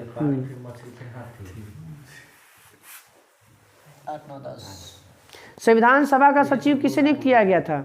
संविधान सभा का सचिव अयंगर को, HVR अयंगर। संविधान सभा का सचिव अयंगर को। बताइएगा हमारा सभी प्रस्तावना किससे शुरू होता है? हम भारत के लोग। बताइए संविधान की प्रस्तावना को क्या कहा जाता है? संविधान की कुंजी, संविधान की कुंजी कहा जाता है। भाग 3 को कहा जाता है, भाग 3 को कहा जाता है मैग्ना कार्टा। अब बताइएगा संविधान में भारत को किस नाम से रिलेट किया गया है, वर्णित किया गया है? इंडिया के नाम से। कुछ जिसे किया गया इंडिया। संविधान में कुछ बोल रहा है? संविधान में भारत को किस नाम से जाना जाता था? इंडिया के नाम से था ना। हाँ, अभी भी है। अब सब संशोधन करके हटावे की व्यवस्था हो रहा है। चलिए चलिए, यूनियन ऑफ इंडिया बना मदन गोपाल कब हुआ था घटना? 1957। बोला था कि संविधान प्रस्तावना में संशोधन नहीं हो सकता, नहीं किया सकता। फिर हुआ 1960 में बेरूवादी यूनियनवाद सर्वोच्च न्यायालय सहयोग कर सकता है मगर संशोधन नहीं हो सकता। आया केशवानंद भारती बनाम 1973, जिसमें कहा गया कि प्रस्तावना में संशोधन होगा बशर्ते मूल ढांचा में कोई छेड़छाड़ नहीं होगा। आप कुछ कीजिए, कोई मतलब नहीं, मगर जो पहले है उसमें से हेरफेर नहीं करना है। प्रस्तावना में कितने प्रकार के न्याय? 5 प्रकार के न्याय। न्याय कितने प्रकार के? ना न्याय 3 प्रकार के। न्याय कितने प्रकार के? 3 प्रकार के। स्वतंत्रता कितने प्रकार के? 5। स्वतंत्रता 5, न्याय 3, समानता 2। बोलेगा स्वतंत्रता 5, स्वतंत्रता 5, न्याय 3 और समानता 2, 3, 5। कल हम लोग का रह जाएगा भारतीय संविधान की विदेशी स्रोत और 8 अनुसूची नीचे पॉइंट 8 से पहले तक खत्म। मौलिक अधिकार मूल में था 7 गो, वर्तमान में है 6 गो। जो हटा दिया गया है। जाना है अब जल्दी आओ, जल्दी थोड़ा जल्दी ऑफ करके जाओ जल्दी। हो गया। चलिए फिजिक्स में कार्य, ऊर्जा और शक्ति। कार्य बराबर फार्मूला बल गुने विस्थापन, W बराबर FS cos थीटा।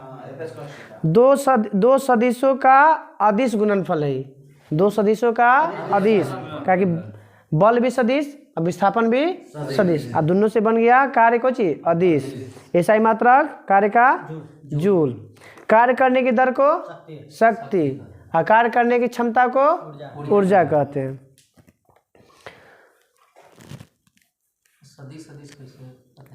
सदिश में है कि आपको परिमाण के साथ साथ दिशा दोनों होना चाहिए। और परिमाण का मतलब है कि आपका वजन कुछ या नापे तौले में, जैसे किसी कि कह दी बिहटा जाना है तो बिहटा जाना तो फिक्स है कि हमको पश्चिम जाना है, ये पता है कि आपको यहाँ से यहाँ कितना किलोमीटर है, तो ये परिमाण हो गया कि इतना किलोमीटर है। दिशा भी फिक्स है आपको कि किस में कितना है, किधर है, पश्चिम में है, उत्तर में है, दक्षिण में किधर है।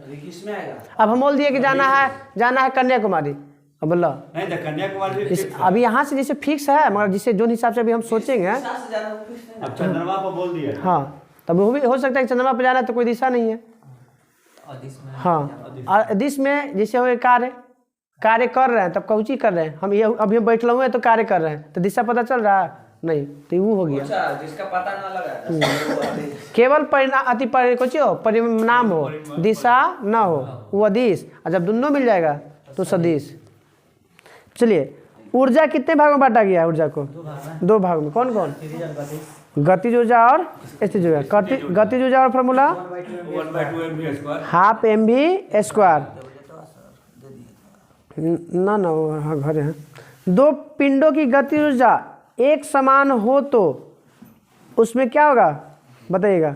द्रव्यमान और संवेग में क्या अथी होगा? द्रव्यमान, हाँ वो ऐसे नहीं बताना है। अधिक द्रव्यमान वाला कम वेग वाले पिंड का संवेग अधिक होगा, ठीक ना? अधिक द्रव्यमान वाला एवं कम वेग वाले पिंड का संवेग क्या होगा? अधिक होगा। स्थिति ऊर्जा वाला फॉर्मूला mgh। बताइएगा बांध में कौन सी ऊर्जा? स्थिति ऊर्जा। चाबी में घड़ी, धनुष में खींचा हुआ धनुष में स्थिति ऊर्जा। ऊर्जा संरक्षण का सिद्धांत क्या कहता है? ऊर्जा संरक्षण कहता है कि नहीं ऊर्जा का वास न बन सकता है न बिगड़ सकता है, बस एक रूप से दूसरे रूप में बदल सकता है। जैसे ये भी है तो कुछ है, विद्युत ऊर्जा को कुछ ही बदल रहा है प्रकाश ऊर्जा में। अब बताइएगा सितार किस ऊर्जा को किस ऊर्जा में बदलता है? हाँ यांत्रिक को विद्युत सेल, रासायनिक ऊर्जा को बल्ब, प्रकाश और ऊष्मा, विद्युत मोटर, विद्युत को यांत्रिक, डायनेमो, लाउड स्पीकर, विद्युत को ध्वनि, माइक्रोफोन विद्युत में, संवेग, हाँ जिसे हम बोले तो ध्वनि, और तार में जा रहा है तो विद्युत ना, फिर वो लाउड स्पीकर क्या करेगा? विद्युत ऊर्जा को फिर ध्वनि बदल देगा। अब आते हैं संवेग और गतिज ऊर्जा में संबंध। संवेग और गतिज ऊर्जा में p²/2 संवेग दुगुना करने पे गतिज ऊर्जा 4 गुनी है। संवेग दुगुना करने पे 4 गुना। शक्ति का मात्रक वाट या जूल प्रति सेकंड भी कह सकते हैं।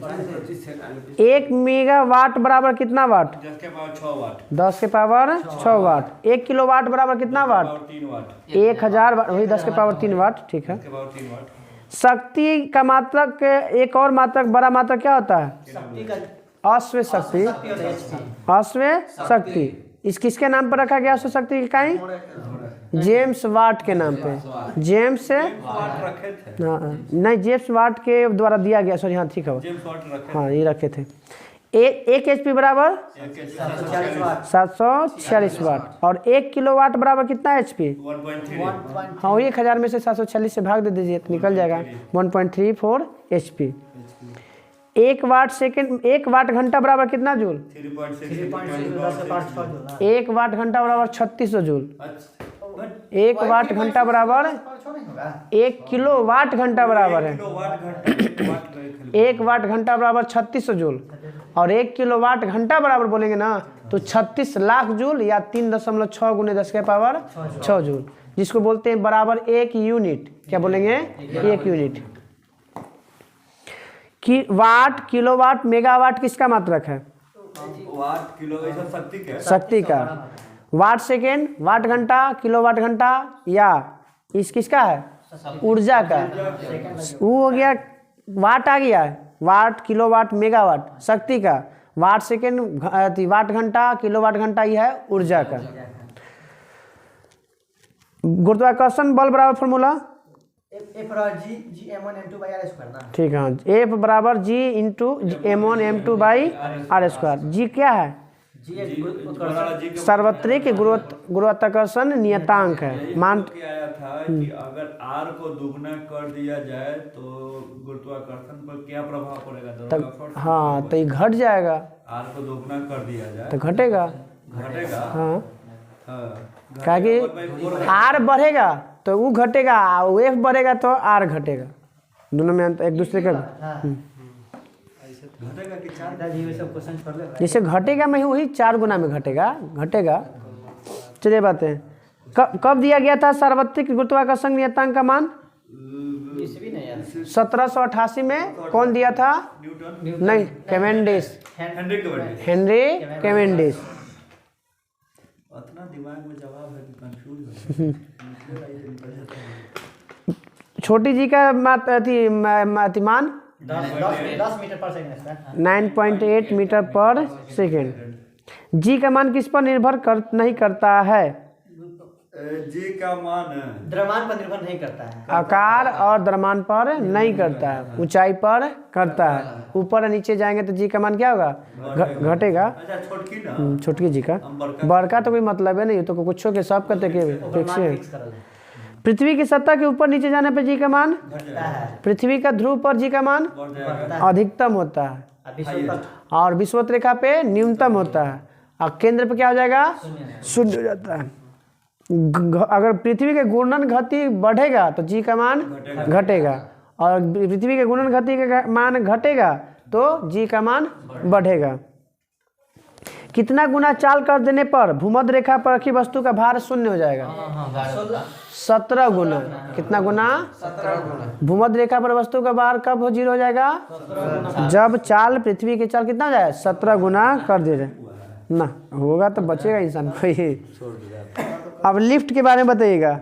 जब लिफ्ट ऊपर की हो जाती है तो लिफ्ट में पिंड का भार बढ़ेगा, और नीचे आएगा तो, और अच्छा ऊपर नीचे करेगा तो लेकिन कोई नहीं, ऊपर नीचे आएगा तो नहीं, समान त्वरण के साथ कोई परिवर्तन नहीं होगा। वो छत्ता पार कर रहा है, अगर एक चाल तक वो अचानक आ रहा है नीचे, टूट गया, तब वो जाके फिर नीचे से टकराने के बाद ऊपर छत्ता में टकराएगा। टकराएगा कुछ नीचे से टकरा के फिर जाके छत्ता में टकराएगा। अरे गेंदवा इसे गिराइएगा ऊपर से, तो फिर या नीचे से उछल के नहीं जाएगा, तो वो आदमी के ऊपर होता है, ऊपर से जब गिरता है ना तो थोड़ा सा टकरा के ऊपर आता है। सबसे पहले किसने कहा था कि निर्वात में सभी वस्तुएं समान त्वरण के साथ गिरती है और एक ही समय पर जमीन पर पहुंचती है? वलय की खोज कौन किया था? मंदाकिनी की खोज कौन किया था? गैलीलियो। तो ये भी बताया था कि निर्वात में सभी वस्तुएं, चाहे कोई भारी हो चाहे हल्का हो, सब एक साथ गिरेगा। एगो इतना बड़का लिए, एगो इतने को दोनों एक बार गिर गया। हां तन्ने एक बार गिरबे करेगा, खत्म बड़का का तो छोटा है। निर्वात में निर्वात में हाँ, ऐसे भी ऐसे कैसे ना संभव नहीं है। क्या होता है? निर्वात है, लेकिन ऐसे भी अगर दो पिंड, मतलब एक भारी एगो हल्का, दो कागज को और पत्थर को, दोनों को छोड़िए ऊंचाई से, दोनों समान गिरेगा सर। मारेंगे बस। नो नो छोड़िए छोड़िए, ना छोड़िए।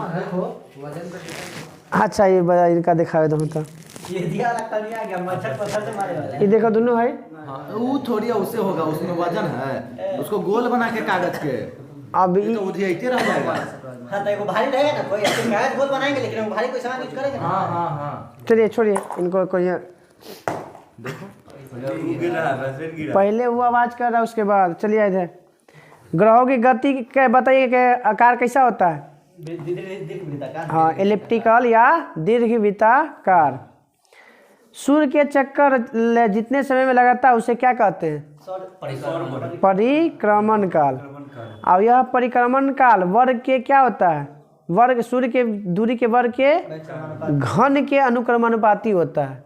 घन के अनुक्रमानुपाती होता है।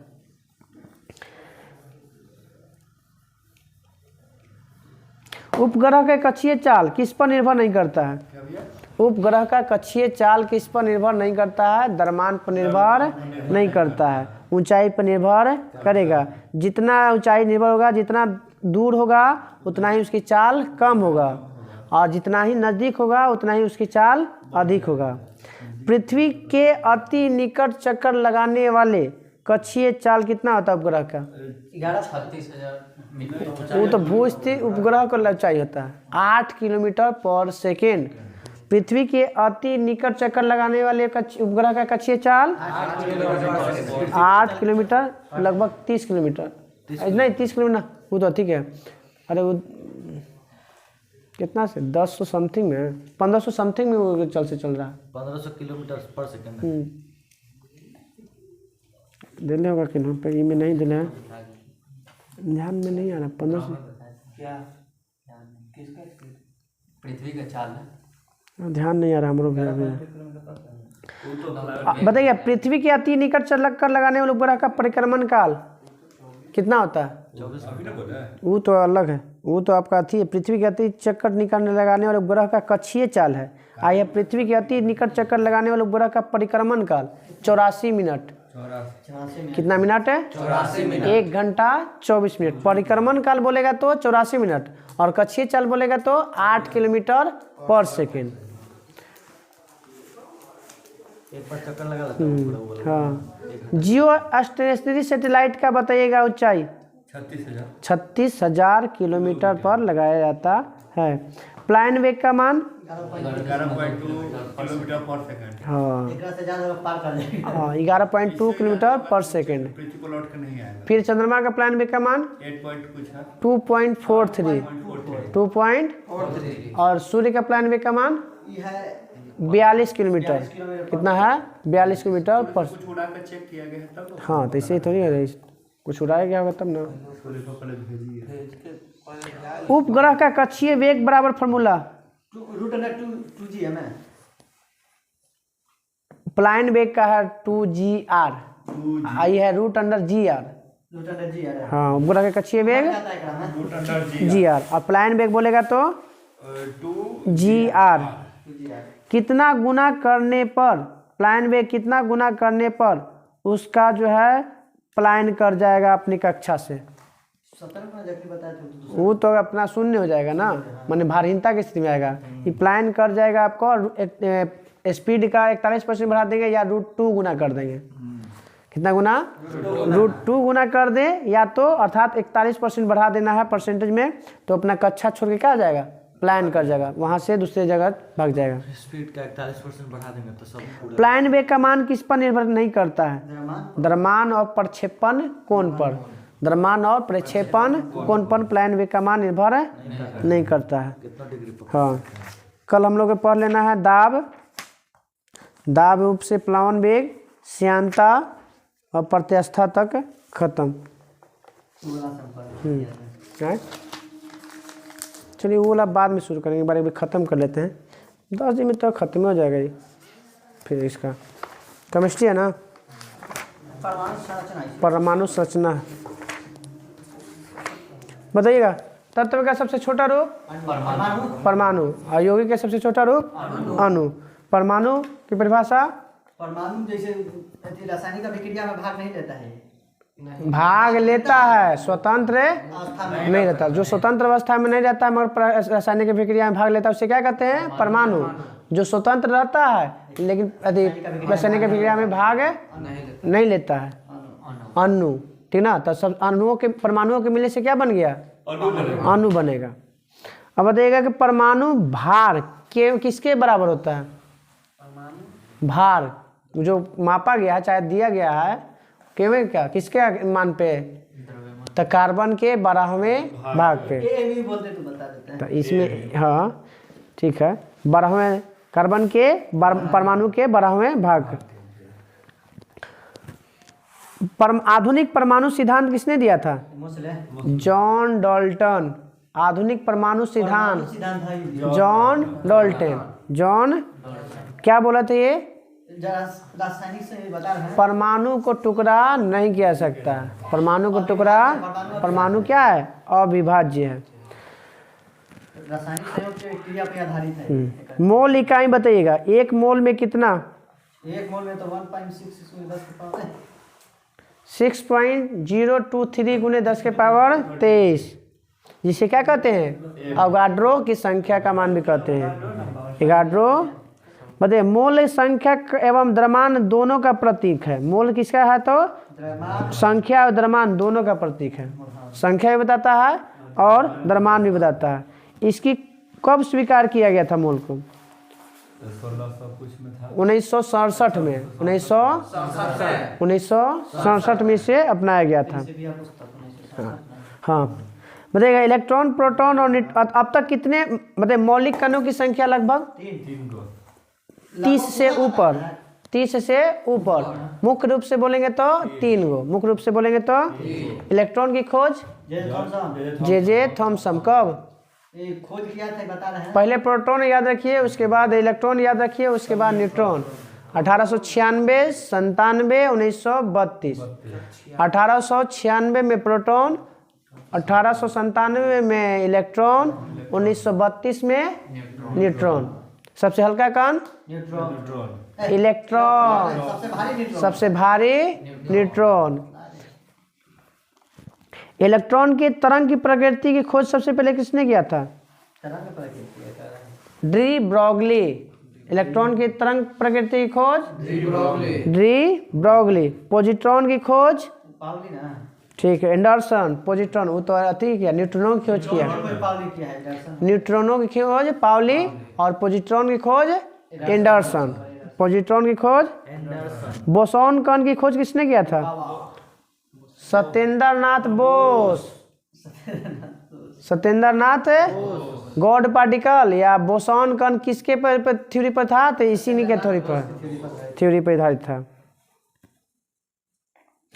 बताइएगा। सबसे पहले इलेक्ट्रॉन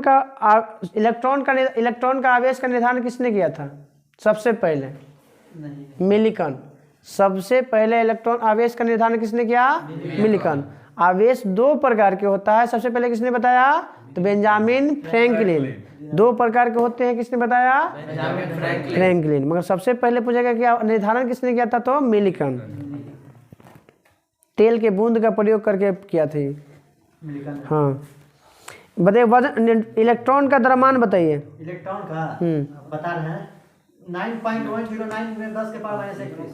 9.1095 गुने 10 के पावर -31 kg। प्रोटॉन का द्रव्यमान? प्रोटॉन का द्रव्यमान होता है 1.672 × 10 के पावर -27। 1.6726 गुने 10 के पावर -27 kg। न्यूट्रॉन का हो जाएगा 1.6749 गुने 10 के पावर -27 kg। डाल्टन बोला था कि परमाणु अविभाज्य है। भिन्न भिन्न तत्व में भिन्न भिन्न द्रव्यमान और रासायनिक गुण होते हैं। परमाणु अदृश्य कण, दिखने वाला कण नहीं है, जिन्हें रासायनिक विक्रिया में निर्मित या नष्ट नहीं किया जा सकता है। डाल्टन का सिद्धांत मुख्यतः किस पर आधारित था?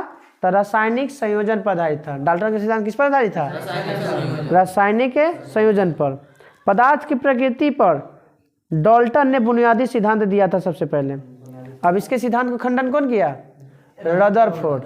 बोला था कि नहीं परमाणु विभाज्य होता है, इलेक्ट्रॉन, प्रोटॉन और न्यूट्रॉन में इसके होते हैं। कौन बोलता कि नहीं होता है? डाल्टन। सही। खोज कौन किया था परमाणु के? जिसे परमाणु की खोज कौन किया था? डाल्टन। परमाणु कौन? जैसे हाँ देखिए बात सही बोला। परमाणु की खोज किया था ये डाल्टन किया है, लेकिन परमाणु का परिचय दिया था डेमोक्रिटस दिया था।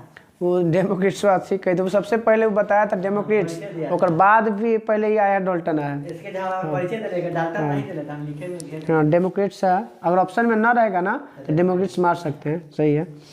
परमाणु की त्रिज्या परमाणु के 10 के पावर -15 10 के पावर -10 10 के पावर -10 मीटर। क्या कि परमाणु बड़ा होता है नाभिक से, नाभिक छोटा होता है, क्योंकि परमाणु के अंदर क्या होता है नाभिक। तो परमाणु की त्रिज्या 10 के पावर -10, माइनस में जितना बड़का मान उतना ही वो छोटा होता है। तो 10 के पावर -10 परमाणु त्रिज्या, नाभिक की त्रिज्या बोलेगा तो 10 के पावर -15। 10 के पावर -15 को हम क्या कहते हैं? एक फर्मी कहते हैं। एक फर्मी बराबर 10 के पावर -15 या फेम्टो भी कहते हैं। एक एंगस्ट्रॉम 10 के पावर -10 के बराबर होता है। रदरफोर्ड ने अपने सिद्धांत में क्या कहा? रदरफोर्ड कहा था कि विभाज्य है। इलेक्ट्रॉन चारों ओर चक्कर लगाता है, कक्षा में तेज घूमता है। इलेक्ट्रॉन के नाभिक में आकर्षण वैद्युत बलों द्वारा बंधा होता है, एक बंधन आकर्षण बल रहता है जो खींच के रखता है। किसे? सूर्य के चारों ओर चंद्रमा घूमते रहता है, तो बल है ना कि उसको खींच के रख ले है। अगर इधर उधर भागता तो कहीं नहीं कहीं कोई ग्रहवा जो दिखले रहता है न वो कहीं ना कहीं टकरा ही जाता है। दोष क्या था?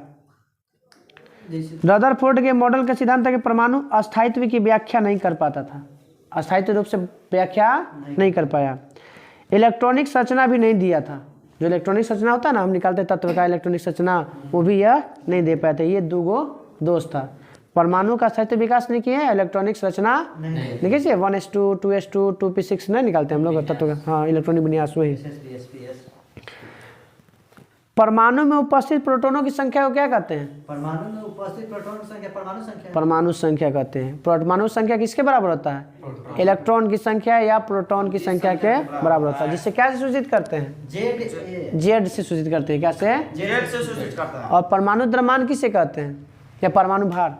जैसे द्रव्यमान ए से सूचित करते हैं। परमाणु के नाभिक में उपस्थित प्रोटॉन और न्यूट्रॉन के कुल संख्या के योग को परमाणु द्रव्यमान कहते हैं, जिसे ए से सूचित करते हैं। तो ए बराबर क्या हो गया? P+N। फॉर्मूला बन गया ए बराबर P+, हाँ कैपिटल है।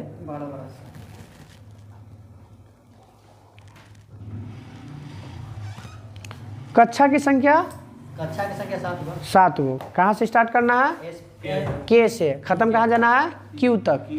के से स्टार्ट करके क्यू तक। पूछ देता है कभी कभी नाभिक के नजदीक सबसे कक्षा के और सबसे दूर क्यू। किसने कक्षा में उपस्थित इलेक्ट्रॉनों की संख्या को ज्ञात करने के लिए 2n² दिया था फॉर्मूला? बोर ब्यूरी योजना, नील्स बोर ने दिया था। किसने? नील्स बोर ने। कौन सी योजना? बोर ब्यूरी योजना। बताया था कि कौन कक्षा में कितना इलेक्ट्रॉन रहेगा, इसका मान निकालने के लिए 2n² फॉर्मूला दिया गया था। कुछ वो इलेक्ट्रॉनिक विन्यास लागू होता है, तो अथिया निकालने इलेक्ट्रॉन कछवा के तब इलेक्ट्रॉनिक संख्या तो निकाल सकते हैं हम सबका।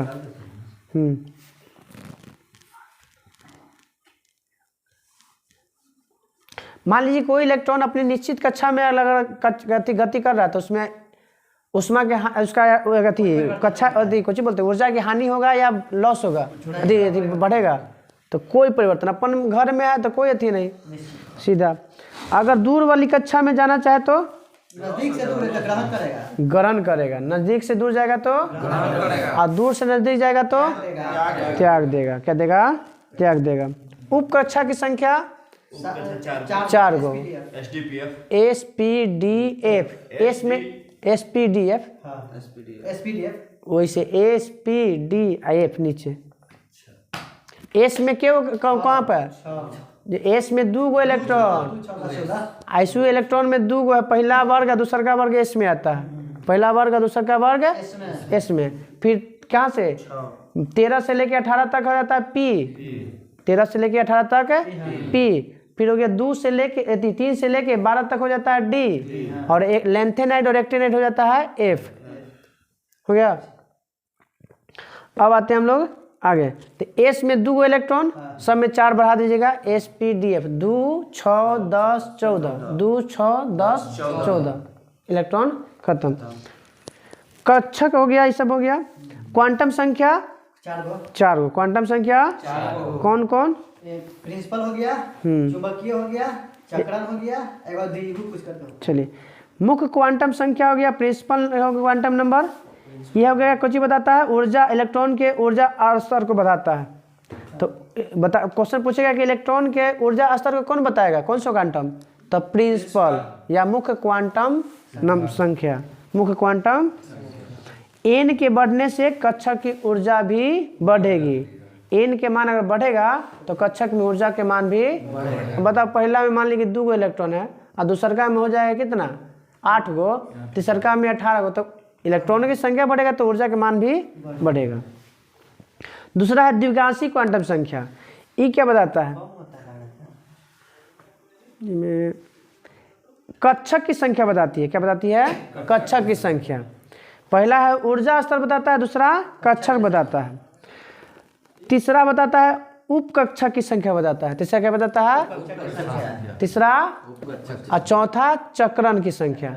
पहला क्वांटम मुख्य क्वांटम संख्या, दूसरा द्विगांशी क्वांटम संख्या जिसको बोलते हैं इंग्लिश में एजीमुथल, तीसरा है चुंबकीय क्वांटम संख्या जिसको बोलते हैं मैग्नेटिक क्वांटम संख्या, और चौथा होता है चक्रण क्वांटम संख्या जो होता है स्पिन क्वांटम। तो पहला इलेक्ट्रॉन की ऊर्जा स्तर, दूसरा बताता है कक्षक, कक्षक की संख्या, तीसरा उपकक्षक की संख्या, और चौथा चक्रण है तो चक्रण की संख्या बताएगा। अपवर्जन नियम किसने दिया था, पाउली। अपवर्जन का नियम किसने दिया, पाउली।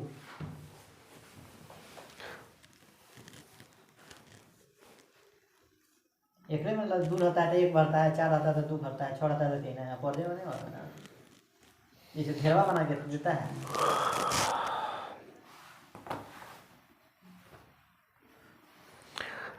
अथिया बॉक्सों में जो हम इलेक्ट्रॉन भरते हैं कौन सा नियम, अपवर्जन के नियम है, हुंड का नियम। कौन सा नियम, बॉक्सों में जो भरते हैं किसके अनुसार से, हुंड का नियम।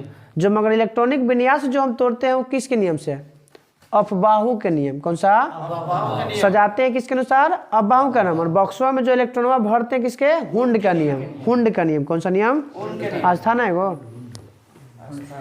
अनिश्चितता का सिद्धांत बताइए किसने दिया,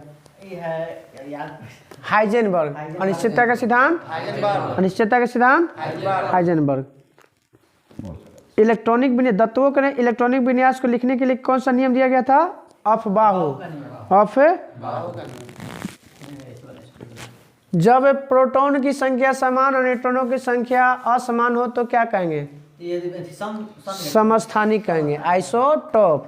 परमाणु की संख्या समान और न्यूट्रॉनों की संख्या भिन्न भिन्न तो क्या कहलाएगा, समस्थानिक। इंग्लिश में बोलेंगे तो आइसोटोप। एक होता है आइसोबार, आइसोबार में भार बराबर, आइसोबार में भार बराबर, और परमाणु संख्या अलग अलग।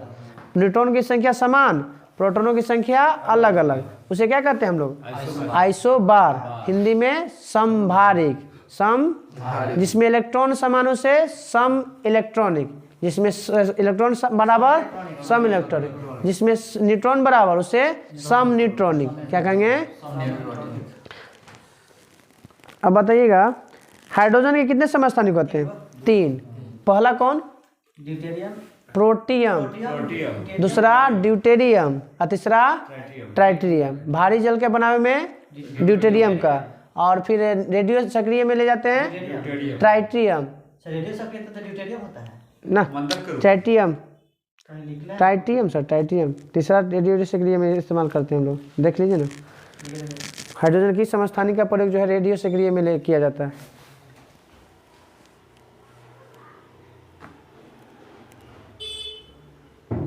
अब आते हैं कुछ समस्थानिकों का उपयोग किया जाता है कहाँ, कौन सा रोग में, चट्टानों की आयु की ज्ञात करने में, जीवाश्म की आयु के C14 का प्रयोग किया जाता है। ऐसे चट्टान बोलेगा तो मृत ना, तो यूरेनियम द्वारा, यूरेनियम 235, यूरेनियम जिसको बोलते हैं यूरेनियम डेंटिंग विधि। तो चट्टानों की आयु यूरेनियम से, पृथ्वी की भी चट्टान यूरेनियम से ही, यूरेनियम डेंटिंग विधि द्वारा, या यूरेनियम 235 कहिए, जो भी कहिए। रक्त के थक्का को पता लगाने के लिए Na24, सोडियम 24। कैंसर के पता लगाने के लिए कोबाल्ट 60, कोबाल्ट। बताइए लाल कशिश किसे कहते हैं, लाल कशिश कोबाल्ट सल्फेट को कहा जाता है, कोबाल्ट सल्फेट। हरा कशिश फेरस सल्फेट, नीला कशिश कॉपर सल्फेट, जिंक अति उजला कसी से जिंक सल्फेट। तो कोबाल्ट 60 हो गया आपका कोची का रक्त कैंसर में पता लगा। ट्यूमर का पता लगाने के लिए 59 ना बता। आर्सेनिक 74, आर्सेनिक आराम से घबरा मत। आर्सेनिक 74 से क्या पता लगाते हैं ट्यूमर का। थायराइड के उपचार के लिए 131 है। और आयोडीन 131, आयोडीन 100। ल्यूकीमिया का पता करने के लिए 59 32 P32, फास्फोरस 32। ल्यूकेमिया मतलब टीबी है ना। ल्यूकीमिया का कैंसर। Cancer blood. अब आते हैं और रक्तता का पता लगाने के लिए होता है Fe59 लोहा का। हाँ एनीमिया का रहता है। संभारिक समस्थानिक हो गया। कल हम लोग को याद रखना है इसमें गैसों का आचरण और पीरियोडिक टेबल, पीरियोडिक टेबल पूरा कर ले खत्म। ये रासायनिक को बने तो तन्नी को सभी जली है। बायोलॉजी ना शुरुआत था। चलिए बताइएगा जीव शब्द का सर्वप्रथम प्रयोग लेमार्क। जीव शब्द का सबसे पहला प्रयोग लेमार्क और ट्रेविडेनस। लेमार्क कहाँ के? फ्रांस के, और ट्रेविडेनस जर्मनी के। कब किया था? 1801। 1800।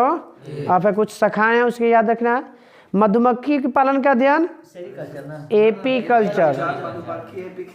रेस से उल्टा पूछित हुआ, इसे याद रखिएगा। याद हो सेरिकल्चर में किसका अध्ययन? रेशम कीट का अध्ययन। पीसी कल्चर में मत्स्य पालन। माइकोलॉजी में कवक। कम याद रखिए। माइको में कम, क से कवक, म से माइकोलॉजी। कवक माइकोलॉजी में कवक। फाइकोलॉजी में सवाल। फाइकोलॉजी में एंथोलॉजी पुष्पों का अध्ययन।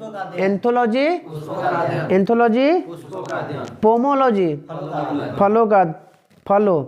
ऑर्निथोलॉजी पक्षियों का ना, पक्षियों का अध्ययन। ऑर्निथोलॉजी इक्थियोलॉजी इक्थियोलॉजी है ठीक है। ये है मछलियों का अध्ययन। पीसी मत्स्य पालन, इक्थियोलॉजी मछली पालन। एंटोमोलॉजी मकड़ियों का ना, कीट। एंटोमोलॉजी कीटों का अध्ययन। एंटोमोलॉजी कीट। कीट जो है किससे शोषण करता है? ट्रैकिया से। किससे करता है? डेंड्रोलॉजी झाड़ियों का, वृक्षों एवं झाड़ियों का अध्ययन। डेंड्रोलॉजी। और डेंड्रोकोनोलॉजी में होता है वृक्षों का अध्ययन केवल। हाँ डेंड्रोकोनोलॉजी। ऑफियोलॉजी सांपों का अध्ययन। सोरोलॉजी छिपकलियों का अध्ययन। सोरोलॉजी। हॉर्टिकल्चर उद्यान या बागवानी, ठीक है। फ्लोरिकल्चर में फूलों का खेती। फ्लोरिकल्चर में खेती। पुष्पों का अध्ययन, पुष्पों का खेती बोलेगा तो फ्लोरिकल्चर। कल्चर। जीव सब जीव के विज्ञान के जनक अरस्तु। जंतु विज्ञान के जनक अरस्तु। वनस्पति विज्ञान के जनक थियोफ्रेस्टस। अब आनुवंशिकता के सिद्धांत किसने दिया था? मेंडल। आनुवंशिकता के सिद्धांत। जीव सिद्धांत सबसे पहले किसने दिया था? Morgan, H.G. मॉर्गन। उत्परिवर्तन के सिद्धांत, उत्परिवर्तन का सिद्धांत Hugo de Vries. Hugo de. कोशिका सिद्धांत स्लाइडेन और स्वान 1838-39 में। जीव द्रव सिद्धांत नया जोड़ा है हर्टविग। जीव द्रव सिद्धांत हर्टविग। जीव द्रव सिद्धांत। अब है उपार्जित लक्षणों का वंशानुगत नियम लेमार्क। उपार्जित लक्षणों के वंशानुगत गति का नियम लेमार्क। प्राकृतिक वर्णन या नेचुरल सिलेक्शन चार्ल्स डार्विन। द्विनाम पद्धति कैरोलस लिनियस। डीएनए का डबल हेक्सिन मॉडल। डीएनए के डबल मॉडल वाटसन एवं क्रिक। अरस्तु ने पूरे जीव के कितने भाग बांटा? 2। अरस्तु 2। जंतु जगत और वनस्पति जगत। जंतु जगत और लिनियस के पुस्तक का नाम बताइए जिसमें 2 उपजगत बांटा गया जीवधारियों को। पुस्तक के नाम जस्ट ना सिस्टेमा नेचर, सिस्टेमा नेचर के लेखक है लिनियस, सिस्टेमा नेचर लिनियस। इसका प्लेनेटेरा जेनेरम भी है और भी है जेनेरा प्लेनेटेरम। अब आते हैं आधुनिक वर्गीकरण का पिता किसे कहा जाते हैं? लिनियस को फादर ऑफ टेक्सोनॉमी कहते हैं। बताइए सबसे पहले जीवधारियों को 5 जगत में किसने बांटा था? आर विटेकर, 1969 कौन कौन में? प्रोटिस्टा, कवक, जंतु एवं मोनेरा, प्रोटिस्टा, पादप, कवक और जंतु। बताइएगा बैक्टीरिया, आग्री बैक्टीरिया, ये सब साइनोबैक्टीरिया, जीवाणु किसमें आता है? मोनेरा जगत में। मोनेरा जगत में कौन आता है? जीवाणु जो होता है, साइनोबैक्टीरिया, ये सब किसमें? मोनेरा में। यूकैरियोटिक, यूग्लिना क्या है? यूग्लिना बीज की कड़ी है। किसका? वो तो वायरस है। जंतु और पादप के बीच में कड़ी है यूग्लिना। अब पादप तो जानिए, कवक तो जानिए, कवक की कोशिका भित्ति काइटिन की बनी होती है। किसमें बनी होती है? काइटिन नामक शकरा। ये काइटिन कौन सी है? शकरा। और कौन सा शकरा है? कौन सा कार्बोहाइड्रेट? तो पॉली कार्बोहाइड्रेट का 3 बता दें कार्बोहाइड्रेट, मोनो, डाई और पॉली। तो पॉली में कौन आता है? काइटिन आता है, स्टार्च आता है, सेलुलोज आता है, ये सब कौन सी में? पॉली कार्बोहाइड्रेट में। खूनो कैटिन का बना होता है। नाखून, बाल, खून सब काइटिन।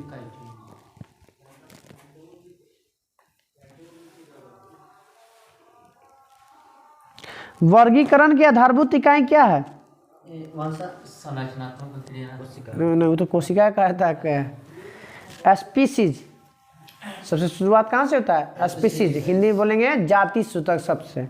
तो वर्गीकरण का आधारभूत इकाई जो भी किसी का, हाँ, वर्गीकरण किया जाता है तो सबसे छोटा रूप को क्या कहते हैं? जाति। इंग्लिश में बोलेंगे तो स्पीसीज। क्या बोलेंगे? द्विनाम पद्धति के लेखक वो तो 5 जगह में बांटा गया था। Carolus Linnaeus. किस भाषा में दिया था 2 शब्द? लैटिन भाषा में। किस भाषा में? इसका पहला शब्द किससे जुड़ा रहता है? वंश का नाम। पहला शब्द है और दूसरा शब्द है जाति। पहला शब्द है वंश और दूसरा जाति।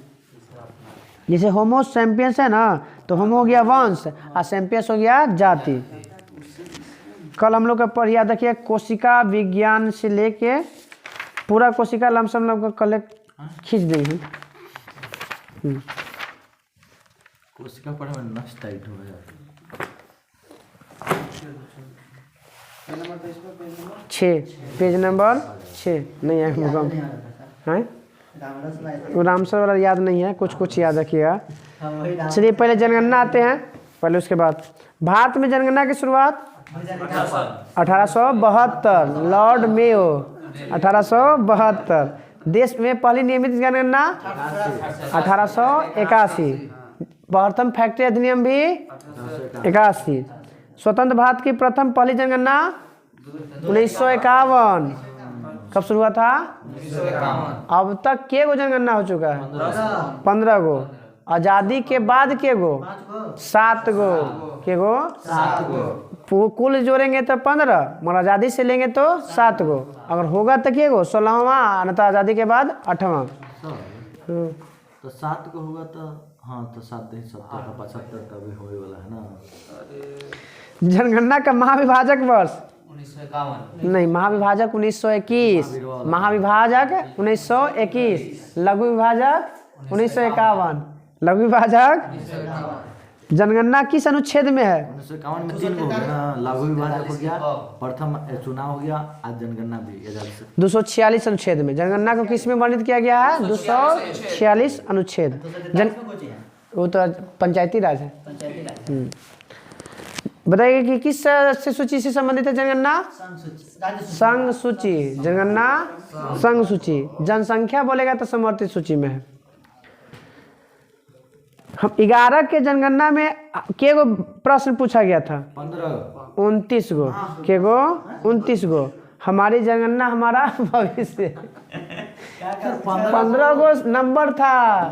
हाँ, प्रश्न वो था कुछ, अब हमें याद नहीं है। हमारी जनगणना हमारा भविष्य, इसका आदर्श वाक्य था। जनगणना का शुभंकर प्रगणक प्रशिक्षिका। प्रगणक प्रथम जनगणना आयुक्त बताइएगा जब शुरुआत हुआ था। हाँ 72 वाला। प्लाडेन। डब्लू स्वतंत्र भारत के प्रथम जनगणना आयुक्त। गोपाला स्वामी, वो तो 1872 में बोले पहला जनगणना आयुक्त प्लाडेन। 51 वाला ना 1872। वाला डब्लू प्लाडेन हो गया। हाँ। गोपाला स्वामी हाँ तब खाली बोल रहा है कि आजादी वाला में। ठीक। 1872 में प्लाडेन था जनगणना आयुक्त। 1951 में कौन था? गोपाला स्वामी। गोपाला। 2011 में कौन था? चंद्रमौली। 2011 में चंद्रमौली। हाँ सी चंद्रमौली। पहली बार जातिगत जनगणना 1931, वो बिहार स्टेट पर करवाया गया है। जब होगा तब बनेगा जनगणना आयुक्त के। अभी बनल है ना हो बनल है जनगणना। अभी कौन है? वो चंद्रमौली है। अभी चंद्रमौली। अभी जो होबे नहीं किया तब होगा, तब नहीं देखा जाएगा अभी। तो पहली बार जातिगत जनगणना 1931। विश्व जनसंख्या दिवस 11 जुलाई। विश्व जनसंख्या दिवस 11 जुलाई। विश्व जनसंख्या दिवस 11 जुलाई। है आज कौन? 23 दिसंबर है। किसान दिवस। किसान दिवस गणित दिवस आज ना, आज के 22 दिसंबर ना, आज गणित दिवस है। कल किसान दिवस है। चौधरी चरण सिंह के तो लोग चरण सिंह बंद करो, दिक्कत हुई तो 2 मिनट बंद करो। बंद कर ना, बंद करा हैं। 10 मिनट तो बैठे हो गया। कुल जनसंख्या 11 के अनुसार 121.02 करोड़। कितना महिला कितना पुरुष परसेंटेज में? परसेंटेज महिला है 76। 51% है पुरुष और 48% है लमसम में महिला, जिसमें 62 करोड़ है पुरुष और 58 करोड़ है आपका महिला। इससे भी पता चलिए कि महिला कितना कम है। आप तो बढ़ गया। जम्मा में पापड़ लग रहा था। भारत का साक्षरता दर 74.04। ठीक है 74.04। अब भारत के पुरुष साक्षरता दर 80 और महिला 64। 65.46 यहाँ पे 64 देते, 65 याद रखिएगा। 65.46 पुरुष बोलेगा तो भारत के तो 80% पढ़ल और 65% महिला। बिहार के साक्षरता दर 61। कितना? 61। सब तो भी वही चल रहा है। लिंगानुपात भारत का 943। शिशु लिंगानुपात 919। 919। जनसंख्या घनत्व भारत का 382 प्रति किलोमीटर। सर्वाधिक लिंगानुपात वाला राज्य केरल। हाँ सर्वाधिक 1084 गो। सब चीज में वही है। न्यूनतम लिंगानुपात वाला हरियाणा। न्यूनतम लिंगानुपात वाला 879 गो। सर्वाधिक केंद्र शासित में लिंगानुपात पांडिचेरी। सर्वाधिक केंद्र शासित प्रदेश में लिंगानुपात पांडिचेरी या पुदुचेरी। न्यूनतम केंद्र शासित प्रदेश में लिंगानुपात दमन दीव। सर्वाधिक बोलेगा तो पुदुचेरी लिंगानुपात में, और सबसे कम बोलेगा लिंगानुपात में दमन दीव। सर्वाधिक जनसंख्या घनत्व बिहार। न्यूनतम जनसंख्या घनत्व अरुणाचल प्रदेश 17 गो। 11 से 6 है बिहार का, अरुणाचल प्रदेश है 17 गो। हाँ खाली 17 गो 1 किलोमीटर में। 1106। सर्वाधिक केंद्र शासित प्रदेश वाला जनसंख्या घनत्व है दिल्ली 11,000 समथिंग है। न्यूनतम जनसंख्या घनत्व वाला केंद्र शासित प्रदेश अंडमान। सबसे अधिक जनसंख्या न्यूनतम केंद्र शासित घनत्व है अंडमान। सर्वाधिक जनसंख्या राज्य में उत्तर प्रदेश, न्यूनतम हो गया सिक्किम। सर्वाधिक केंद्र शासित में जनसंख्या दिल्ली में, न्यूनतम बताना है। न्यूनतम जनसंख्या वाला केंद्र शासित प्रदेश जो ज्यादा पढ़ा लिखल कौन है? लक्षद्वीप। तो सबसे कम जनसंख्या कहाँ है? लक्षद्वीप में। जहाँ घटा हुआ कहाँ पे घटा है जनसंख्या? नागालैंड। साक्षरता दर में सबसे आगे केरल। न्यूनतम में बिहार। सर्वाधिक केंद्र शासित प्रदेश में साक्षरता दर अभी बताया ना लक्षद्वीप। सबसे कम जनसंख्या में या पढ़ा लिखा में ज्यादा में लक्षद्वीप। न्यूनतम साक्षरता दर ई दादर नगर हवेली है। न्यूनतम साक्षरता दर दादर नगर हवेली। ठीक है, याद शुरू से करते आ रहे थे। यही ना प्रॉब्लम है। कुछ नहीं है। अब यहाँ पे जाके एक बार और देखिएगा ना तो हो जाएगा। ज़्यादा पढ़ा लिखा बोलेगा तो लक्षद्वीप केंद्रशासित प्रदेश में, और सबसे कम बोलेगा तो दादरा नगर हवेली। दादरा नगर हवेली। सबसे ज़्यादा जनसंख्या वाला केंद्रशासित प्रदेश दिल्ली। कम जनसंख्या वाला लक्षद्वीप। घनत्व में बोलेगा तो दिल्ली, और अति कम घनत्व में था दमन दीव। ना दमन दीव नहीं था, हाँ सर, अंडमान निकोबार था। वो दमन दीव लिंगानुपात में कम था। सबसे कम लिंगानुपात वाला दमन दीव। दादर नगर और दमन दीव हाँ। एक हो गया। हाँ राजधानी दमन। चलिए अब आते हैं tiger man of India Kailash Sankhla. Tiger man of India Jim Corbett कहाँ है? उत्तराखंड। सबसे बड़ा बाघ अभ्यारण्य है। ऐसे ऐसे नागार्जुन आता है क्षेत्रफल में। हाँ पहला है प्रथम भारत का। सबसे छोटा tiger reserve bore tiger reserve कहाँ है? बोर आपका है महाराष्ट्र में। बोर कहाँ है? क्षेत्रफल में सबसे बड़ा टाइगर रिजर्व है नागा अर्जुन आंध्र प्रदेश। नागा अर्जुन टाइगर परियोजना 1973। चिपको आंदोलन 1973। भारत में वर्तमान में टाइगर रिजर्व 54 गो। कौन है? बाघ दिवस 29 जुलाई। वैज्ञानिक दिवस 28 फरवरी। बाघ का वैज्ञानिक नाम, बाघ का वैज्ञानिक नाम पैंथेरा टिग्रिस। भारत के कितने राज्यों में बाघ अभ्यारण्य है? 18 गो। कितने राज्यों में? सर्वाधिक बाघों वाला राज्य मध्य प्रदेश। सर्वाधिक चीता वाला राज्य मध्य प्रदेश। सर्वाधिक हाथी वाला राज्य कर्नाटक। विलुप्त घोषित कर दिया गया चीता के। आगे का लेके आया उससे का नबीबिया से मंगल बट मार लेगा। कल ऊपर से मिला है मरा। चलिए आइए कल मरा है अपने में लड़के मरा। कंवल बताइएगा। Kawal tiger reserve Telangana. कंवल कहाँ है? बुक्सा बगल में झारखंड। पश्चिम बंगाल। बुक्सा बुक्सा ऐसे ही याद करके। दुधवा उत्तर प्रदेश। उत्तर प्रदेश। दुधवा तडोबा अंधेरी नवेगांव नजीरा मुंबई। तडोबा बोलेगा, अंधेरी बोलेगा, नवेगांव नजीरा सब कहाँ? मेला घाट पेंच सहाद्री बोर महाराष्ट्र। अभी महाराष्ट्र बोर कहाँ बोल लिया? महाराष्ट्र सबसे छोटा बोर कहाँ? महाराष्ट्र में ना। पेंच महाराष्ट्र और दोनों पे पड़ता है। महाराष्ट्र मध्य प्रदेश दोनों में आते हैं, दोनों बॉर्डर पे आता है। ये प्रभु वाला बात नहीं है। हे प्रभु वाला तो हम क्या करें? हाँ दोनों, हाँ पेंच दोनों में पड़ जाता है। मध्य प्रदेश और महाराष्ट्र दोनों बॉर्डर पे है। सतपुरा मध्य प्रदेश। संजय दुबरी मध्य प्रदेश। इंदिरा प्रियदर्शनी पेंच, फिर अगला पेंच ना मध्य प्रदेश। महाराष्ट्र मध्य प्रदेश का बॉर्डर पे है, तब ना दोनों में आ जाता है। डांडेली कर्नाटक। अंशी कर्नाटक। डांडेली और अंशी कर्नाटक। चलो कर ले, याद रखिए। थोड़ा सा पूछ दे। रामसर। रामसर साइट बताइए भारत में क्या है? 75 गो। सर्वाधिक रामसर साइट वाला राज्य उत्तर प्रदेश ना। उत्तर प्रदेश। और दूसरा स्थान पे तमिलनाडु। पहले तमिलनाडु हाँ। उत्तर प्रदेश हो गया। ना अभी यहाँ पे अभी दी थे वो चौथी को, ये तमिलनाडु दी थे। देखा था सबसे अधिक रामसर साइट वाला उत्तर प्रदेश है सर, बन गया है। तो मुझे लगता है कि ओकरा होना चाहिए। सबसे ज्यादा उत्तर प्रदेश सबसे ज्यादा, लेकिन हमारे राज्य में दूसरा नेट खत्म हो। अब वो कौन?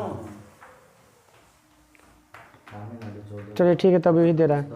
तो हमें लगता है कि GI टैग में सबसे ज़्यादा है यूपी, और दूसरा स्थान पे तमिलनाडु में। ठीक है। सर्वाधिक रामसर साइट वाला राज्य है तमिलनाडु 14 को। भारत का सबसे बड़ा आर्द्रभूमि सुंदरवन। सबसे बड़ा आर्द्रभूमि। सबसे छोटा आर्द्रभूमि भारत का रेणुका अरुणाचल प्रदेश। रेणुका हिमाचल है कि अरुणाचल है? देखो तो रेणुका झील कहाँ है? फंस जाती हूँ। कुछ था नाम अरुणाचल प्रदेश या आंध्र प्रदेश, छोटा में इधर ना। सब बताओ। आर्द्र भूमि सम्मेलन कब हुआ था? हिमाचल। हिमाचल में ना। रेणुका हिमाचल में। रेणुका सबसे छोटा भारत का। भारत का सबसे पहला आर्द्र भूमि कौन था? सिरमौर में स्थित है। चिलिका। कौन सा है सबसे पहला आर्द्रभूमि भारत का? चिल्का। भारत का भरका बोलेगा तो सुंदरबन, और सबसे छोटा बोलेगा तो रेणुका। विश्व में सबसे ज्यादा आर्द्रभूमि कहाँ पे? यूके में। कहाँ पे? यूके में। अब विश्व में पहला बताइएगा कि ये कौन था आर्द्रभूमि? तो ऑस्ट्रेलिया में था कोयबर्ग प्रायद्वीप का। क्वेश्चन आप पूछ ले रहे थे से ना, आर्द्रभूमि से कोई झील था, बुलर झील था। कर ले हम लोग को याद रखिएगा page number 7, page number speedy के 7। जय श्री राम। ऐसी तैरती